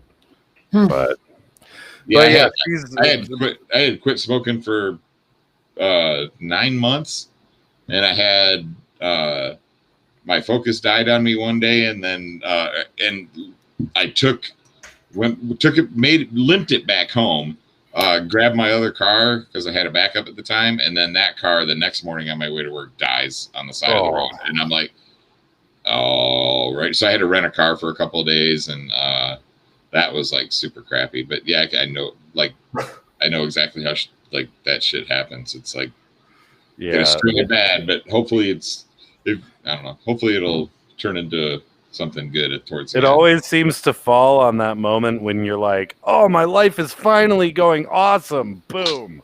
And then you're like, oh, man. Yeah. This person's doing great. Let's test their strength. Yeah, exactly. But same thing. Get out of this one. Yeah. So, Matt, you got anything you want to do before we shut it down? Actually, I was kind of doing something like off the camera for a second just to see if it would work, and I was it looks like it might. I'm going to try to finish it here. It'll take me a couple minutes, but cool. What are you doing? What do you think? Oh, just something. You'll see in a sec. Oh, this might be worth sticking around. Just for giggles. I mean, AA. Yeah, we'll talk about this after, but yeah, I agree. She did need a break, and she did get screwed over on a lot of the credit that should have hit her. She got screwed over on a lot of stuff. But it seems like that goes around in the FPV community. Unfortunately. like there's so many awesome people in this community, and the problem is there's a few that just want to fuck you every time. Like no matter what you do to try and help them or to try and further them in the hobby, they're just gonna turn around and they're just gonna screw it up for you somehow. Like and I've had a few people like that. I've had a couple people that like either A, bought a drone off me, or B, got one for free in a giveaway and then would crash it and be like, this thing's crap, can I have another one? And it's like, I'm not a company, dude. Like, I just built drones. Like, you crash something, that's your own damn problem. Like so like the community is very confusing in that way. And there's the side where no matter what you do, you'll get that dislike on your videos, or you'll get the trolls or whatever.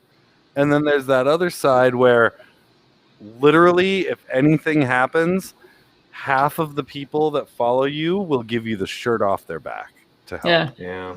And That's like true. this is the only community that I've And found where the other half of the people will never talk to you again because exactly. And this is the type, like I love this community because it's the only sort of place where if you're in the field flying with people and you crash or you break an arm and they've got a spare arm, they'll be like, here, just throw this in and keep flying. Yeah. Like, I don't care. Keep it. I don't care. Here's a new Here, motor, whatever. I'll care. take this camera out of my spare quad because I'm not using it. And And it's just like just the straight up generosity, or somebody crashes their rig. Yeah, I've heard so many stories of people being like, I crashed my rig. This is pretty much my therapy. Like flying is like, it's my freedom. It's my escape. I crashed my rig. I'm so bummed. And it's like, if that's your only rig, or if that's the one thing that's like really keeping you grounded, here, have a rig. I don't care. Like, and so many people in this hobby do that, and that's awesome. But there's always going to be that one or two that are just going to be like, I'm going to dislike this video just to push them that extra bit over the edge, you know? Yeah. And that side's annoying, but no matter what hobby you're in, you're going to get screwed over by certain people, you know? Oh, yeah. Keyboard warriors. Oh, always. Well, and God forbid you get somebody semi-famous to comment on something because all their buddies put in. And oh, dude, after the hashtag Dan did it first crap, I got so trolled.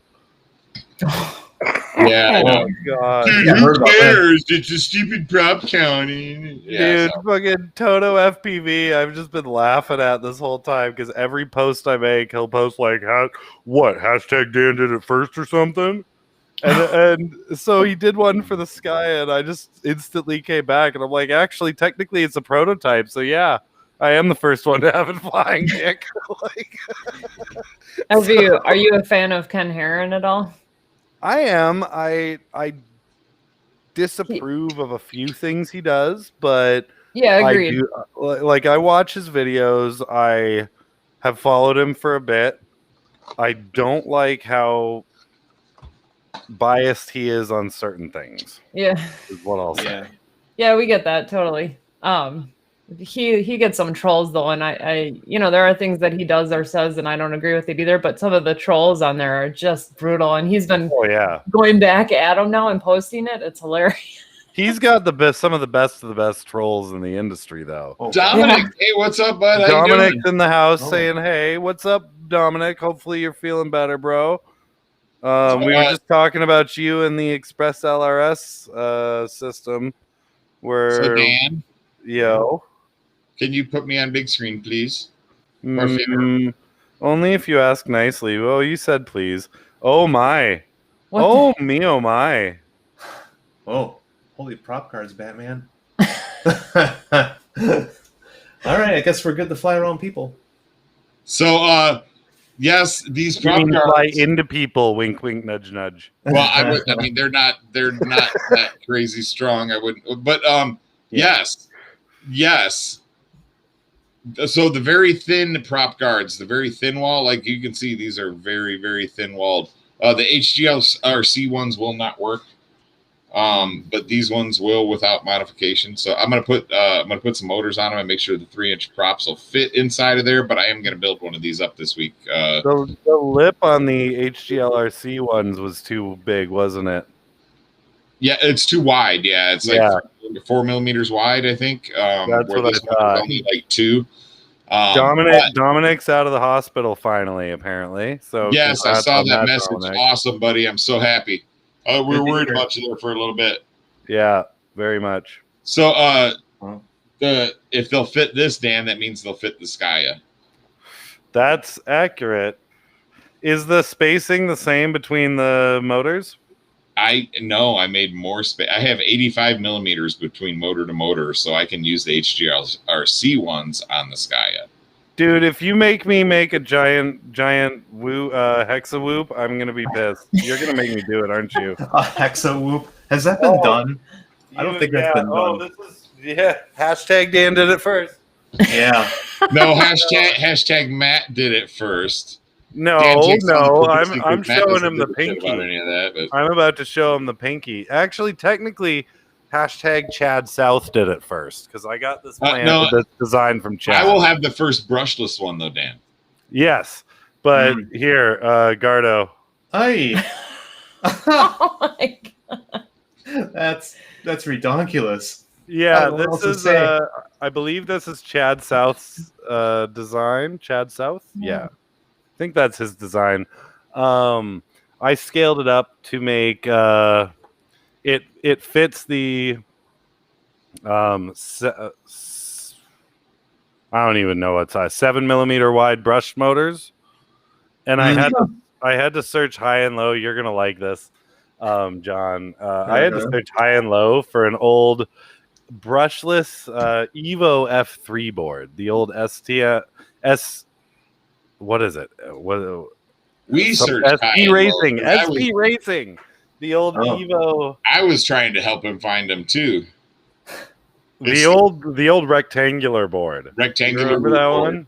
Oh, I know what you're talking about. What are those things? Hold on. Some of the S. Racing. The SP Racing F3 Evo. Wow. For a while, they made them with 6 motor tabs, even though nobody made a 6 motor board. And you want to know the best part? The person who actually had one and sent it to me, because you can buy knockoffs all over the place, but they will not have the ESC power that it will need for these motors. Right. And so knockoffs won't work. But we put out like a big like Hail Mary post. And we're like, yo, does anybody have this flight controller laying around? It's been in old stuff, whatever. And our buddy from Alaska, Ryan Kitka, messaged me and he's like, yo, I got one. What's your address? I was like, yeah, I can finally build this. But it's a 75, like it runs the 40 millimeter props. Okay. And it's just a 3D printed frame. And I used long cure epoxy to hold the motors in, and that was very difficult. I actually had to redo one of them because the epoxy actually touched the shaft and fucked it all up. So it's not good. Yeah, I had to redo one of them, but it worked. It worked in the end. The tuning was off, and then my daughter knocked it down and broke one of the ducts. So I sort of scrapped that project, but I'm kind of tempted to bring it back. Well, this is interesting. Dominic Clifton, which is he's something to do with SP Racing, I know, says it's not an Evo 3. I just found one on eBay, Dan. I'm going to send you the link so you can buy it as a spare. But yes, it is, and I'm trying to send the link, but it won't let me because it's too many because it's eBay and it's too many digits.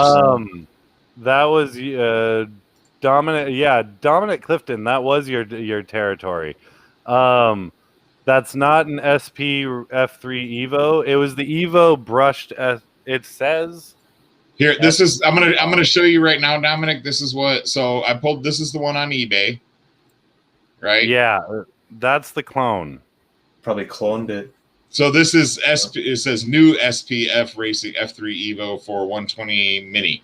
So this is the brushed one. Now there was an FC No, it's cheap. F3 Evo brushless, I thought as well, wasn't there?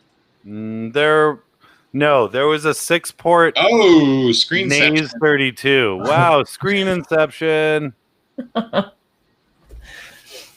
Whoops. So yeah, that's like the one I've got. So it's got a bad hardware piece, so I need a new board anyways. But I was gonna say, Dan, they're 1053, and he's got more than 10 available. Yeah, but again, if they're the knockoff one, then they're not going to work right. Probably hot garbage though. Yeah, and that's why I wanted one of the OG. But if now if Dominic is saying this isn't actually an SP, well, okay, so it may not be, but it is an F3 Evo brush. It may not be an SP Racing. It says V2 V2.0 F3 Evo brushed. That's what mine said too, though. Yeah, I know. That's not going to focus. Whatever. Matter of fact, I might even have that board in one of my whoops, one of my old ones. Well, break it out because mine's got an exposed coil. They use my company to sell their shit. Yeah, that sounds about right.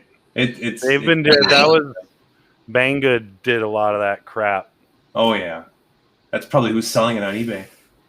Yeah, I mean, looks like it comes out of China. Oh, this one's got it runs the Target. Dan, you'll be happy. This one has a 1S 2S battery jumper on it, so you can run 1S or 2S on it. Oh yay! Let's burn some motors. Woo! Yeah, come on, man. 2S on a brush, a 2S on a brushed whoop just seems like it's asking for bad news. Well, not on a hex though. We need some of that. I mean, you're just going to heat up the brushes a bit more. I mean, right? Unless your commutator's not made for, the 2S volts, 7 volts, but Yeah, Dominic would know a lot better than I would. I just go by the labeling sometimes, and that one I knew was the only one available that had 6 motor ports. They had them in things like the JJRC, like little toy grade hexacopters and stuff that were really around for a while. Yeah. Wow. So, yeah, that's funny.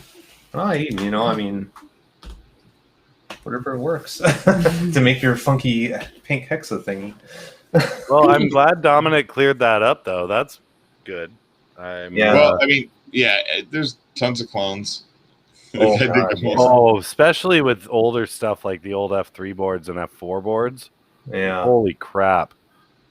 Like the amount of cloned Naze 32 boards and CL racing boards that were out there in that time were just ridiculous.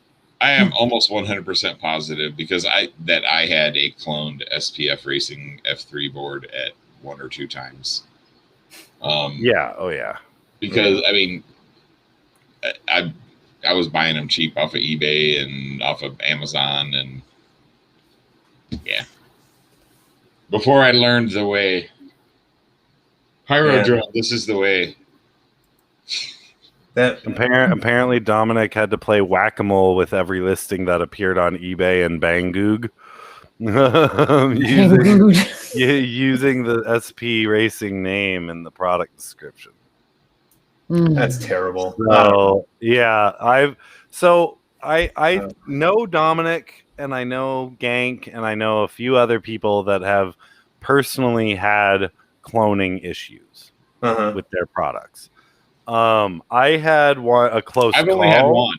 So yeah, and I've only had one as well. It was a close call.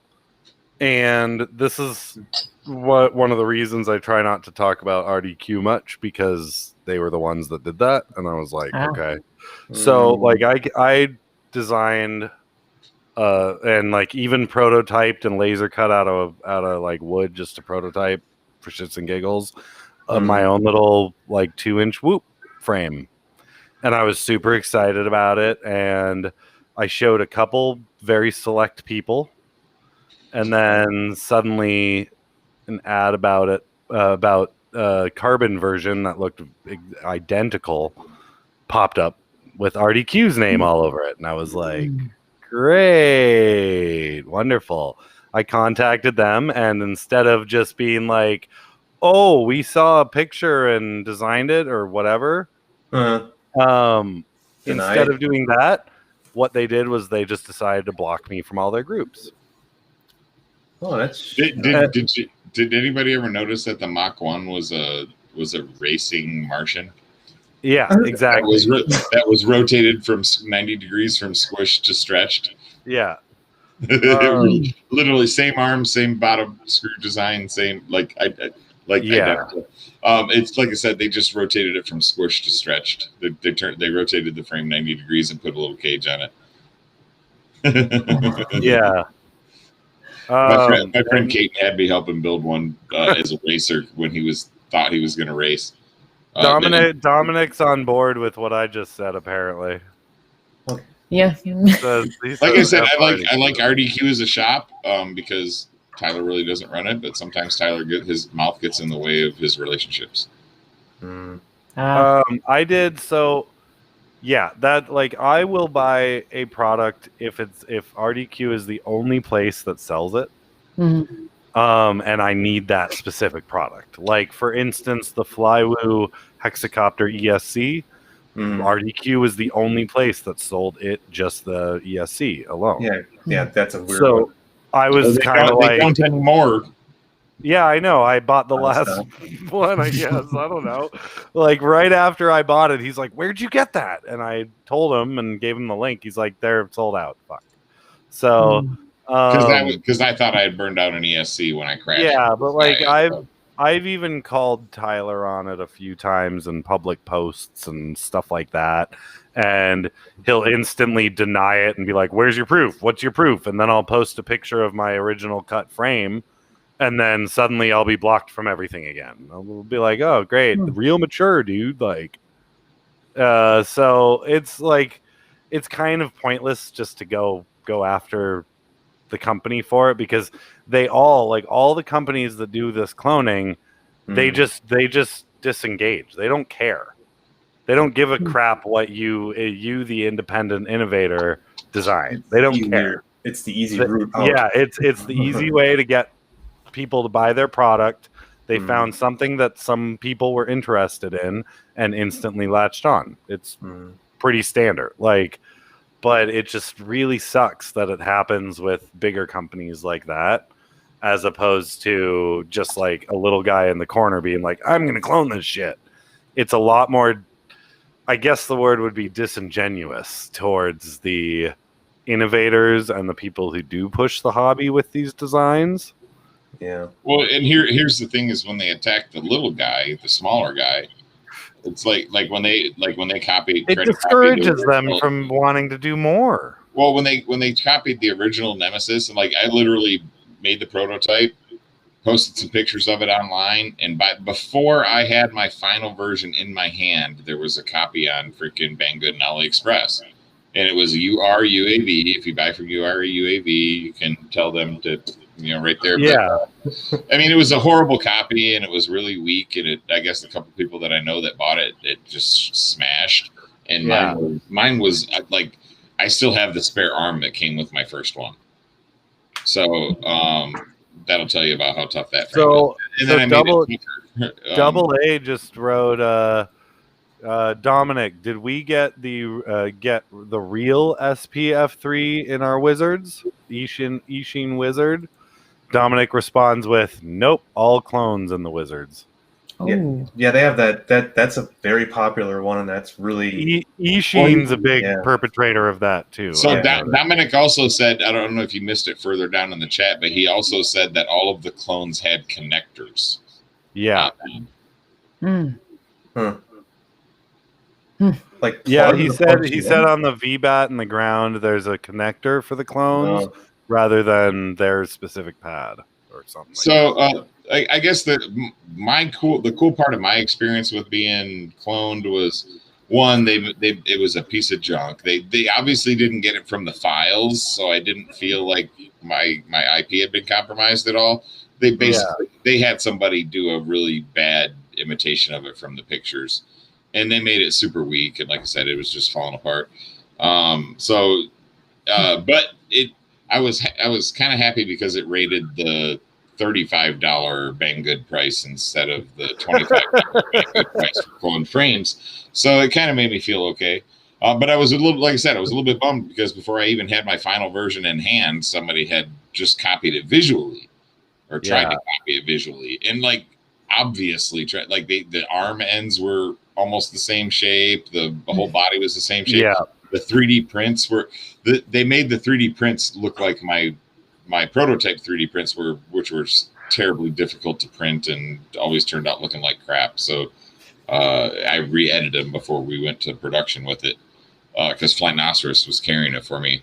And Flynoceros, like they thought it was so well. He thought it was tough enough. He put a Flyno warranty on it. So if you bought it through Flyno and you broke a part, you pay $5 and he'd send you the new part. Huh. And so I mean that was really awesome. That was the first Gank Multi-Rotors official frame, and I still have that exact. So you guys don't believe it? His frame is freaking tough.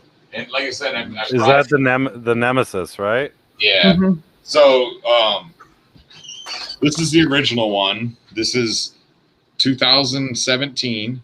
I have my IO stamp on it. But this thing here, it's the original freaking quad. Everything is original on it except this camera, which I smashed. Yeah. To bits. I hit a iron girder doing a power looping a walking bridge, and I had one of those 12-inch tall iron I-beams, curved I-beams, and I did a power loop, and I hit the gas too soon, and I hit the second I-beam underneath. It just smacked straight onto it. I came up and it landed in the water. Yeah, it landed. Well, it was very loud. It landed in the water underneath it.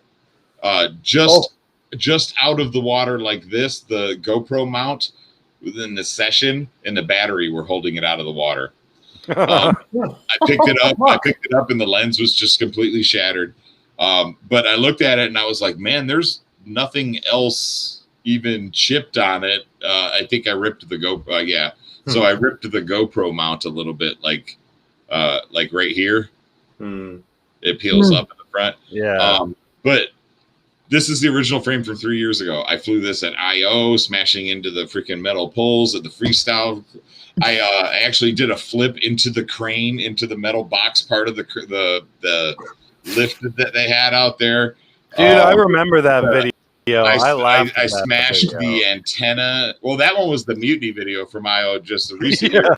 So I did a power loop trying to go over. They had this elevated lift.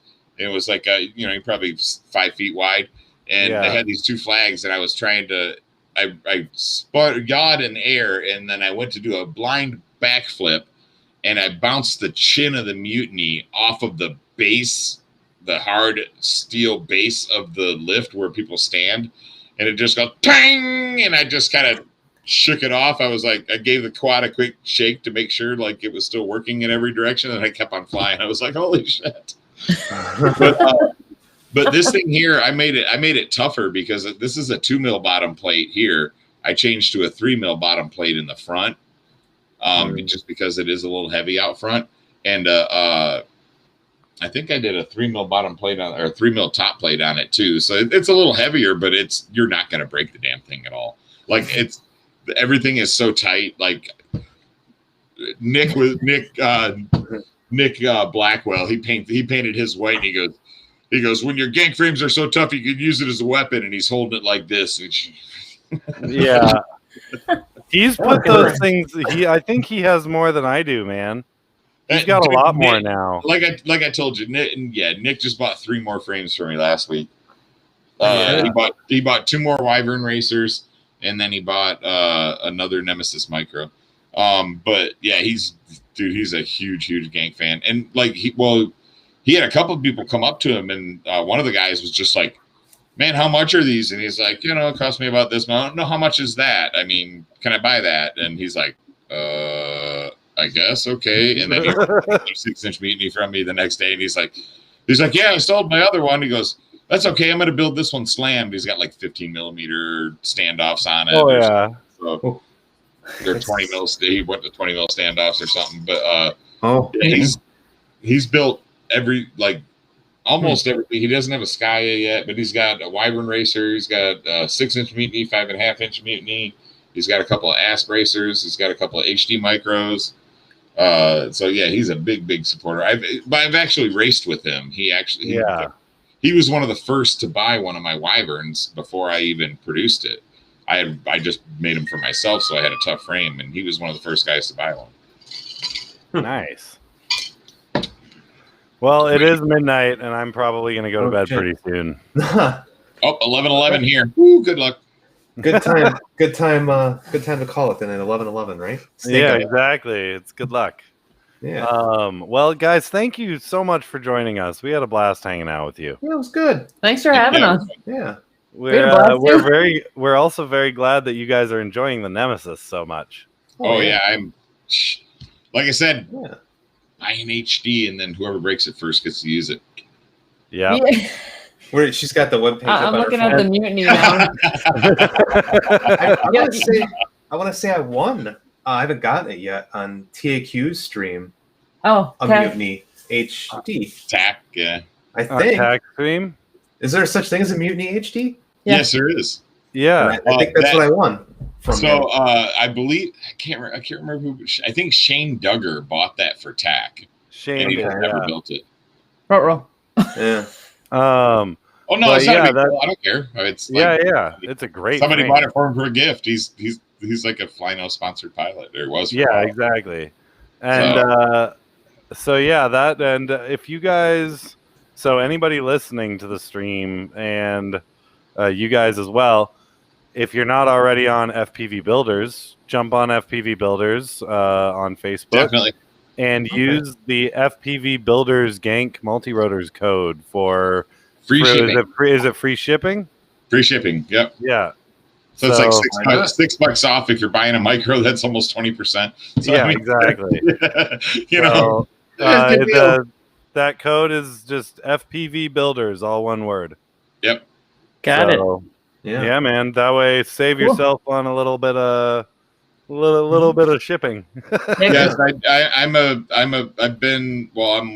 of the founding members also of the group of FPV Builders, but I'm a big fan of it's part of the reason I've hung around a lot, and I think I actually met Dan partially through. Yeah, that's how we met in the first place. Because we were both really helpful to everybody, and we were trying to shut down the jerks. And you shared at one point you shared one of your live stream giveaways or whatever, and I just entered into it and I won. Oh, that was I did. It was ghost frame. It was. I was like, okay, it's my birthday weekend, and I gave away like 6 or 7 frames that weekend. I gave away a couple of 2 Mode 2 ghost frames, and me and Terry won those. And Terry Badgent won those. And then I did a couple of Gank frames, and Dan was a little bummed he didn't win a Gank frame, but he still built out the Mode 2 Ghost and was digging it. I have enough Gank frames now. It's all good. Yeah, I made up for it. You did by far. But yeah, we just started hanging out, talking to each other and stuff, and it's like, hey, you want to do a live stream? I'm like, sure. Okay. Well, and I think it more started one night he and I were just doing the live stream that Brock was on just to go over build shit and prototyping shit. And at one point we were on Restream just using it like a Zoom call pretty much. And then we were like, why don't we go live? And we went live for an hour or two, and we had 20 viewers. And everybody was like, dude, that was awesome. You guys should do that. And we were like, okay, cool. And that was kind of the beginning of our show. We didn't actually make it a proper show until a couple months after that, initial live stream sort of thing. But yeah, we've been we've done this almost a year. Is it over a year? Almost a year? 10 Really? months. Something like that. Almost, yeah. It was 9 months last time I looked, and that was a couple weeks ago. So it's almost 10 months now. Yeah. We haven't missed a Sunday. Well, Nice. everybody watching, we have a big group of FPV mamas FPV here. mama. What's up, Stacy? How you doing? Miss Stacy, how are you? We're just closing down the stream for a night, but we got KimFused and Gardorotor here. And I want everybody, even though there's only like 5 people here, people who watch after when it's recorded or whatever. Yeah. Guys, go follow and like and subscribe to KimFusedFPV on Instagram and Facebook, I believe. Yeah. Thank you. And YouTube. Yeah. Wow. It's good to see. Wow, you've got everybody in here, everything too. all lined up. I've got different names on everything, and it's confusing as hell to people. I know. But I'm the same everywhere now too, I think. And Gardorotor, Actually, no, yours on is at Gardorotor on Instagram, right? Yep. Okay. And I'm. What's your YouTube? It's the same thing. Same thing. Awesome. Gardorotor. Awesome. No, you didn't miss it, but you're close. You were close. If you were like 10 minutes later, you would have. Yeah. So, Stacy, I was out flying with the boys yesterday, as I know you commented on my post earlier, but yesterday I was out flying with E-Radio and Mihop, and I was very excited. They are awesome to fly with. So, yeah, it was well worth it. We had a blast. So yeah, guys, thanks for hanging out. This was really fun, and I'm sure we'll be chatting a lot more, especially if you keep getting more into the Gank world. Yeah. Oh yeah, we're fans. Now that she's True looking fans. at mutinies, it's all over, man. It's all over. I- Band of Mutiny will never break on you. The mutiny flies so good. It's everybody that flies it loves it. Like David Ayer was a big one. Ben Ayer, yeah. Yeah, Ben's a big fan of the mutiny. He beat the crap out of his. He wallowed the holes out to where the arms actually wobbled and spread apart. Yeah. Changed He the shape. crashed that thing hard a few times. And I told him, I says, dude, I said I fixed the bottom plates. They're a little bit better now. Just buy a new one. And he's like, no, it's all right, man. He goes, I just knock it back straight and fly it some more. He goes, it just won't break. He's like, he hit a tree and it dropped, 20 feet down on the concrete. It went up expecting a broken arm, and it's just like, bump it back and it's good. So at one point after he broke it, he was like, but I really like how it flies. So can you help me tune out the vibration of that arm? And I was like, what are you talking about? It's like, it's a broken arm, dude. That doesn't sound like you can tune that out. Yeah, I sent him new arms because the arms had wobbled out at first, and then now the frame is wobbled out. And I was just like, I told him, I sent him a message. I said, dude, I gave you a special discount code. Here it is. I said, buy a new frame. It's almost nothing. And he still wouldn't buy it. And I was like, dude, what do you do? He's like, oh, I'm going to wait for the Mutiny V2. And I was just like, I was like, you son of a. And then he hit me up about the Skya. He's like, dude, can I test one of those? I'm like, okay. I don't know. You want a mutiny? No. So he bought the Skya, and I threw a mutiny in the bag for him, and he just got it. He didn't say it. He just said, he goes, damn it, I got ganked today. That's all I needed to hear. And I was just like, cool. He's like, I was like, cool. I said, now you can replace that other one. He goes, no, now I have 2. And I was just like, God oh, awesome. Cool. All right, guys. Well, good night to you, and thanks for joining us. If Bubby keeps breaking those darn wasps, I might send him a mutiny. Yeah, you hear that? You hear that, FPV mama? Yeah. If Bubby keeps breaking those wasp frames, then send him Gank's way, and Gank. I might send him one. Test out if he's up for it. I know he's sponsored. And we know you guys love David and Kevin and all, but Gank's always willing to let Bubby fly something He didn't even have to tell anybody he flew it. I don't care. Exactly. Like I said, I'm not trying to hype up anything. I just want people to have a good frame that, like, honestly, look at the prices of my frames. Like the Mutiny for $45. I mean, come on. But FPV Mama, Gank's frames are sturdy. He used to be sold by Flynoceros, if that says anything. I do have one that's called the Bando Edition for a reason. But we'll talk about that privately later. Night, Dominic. Night, everybody. Enjoy. I'm just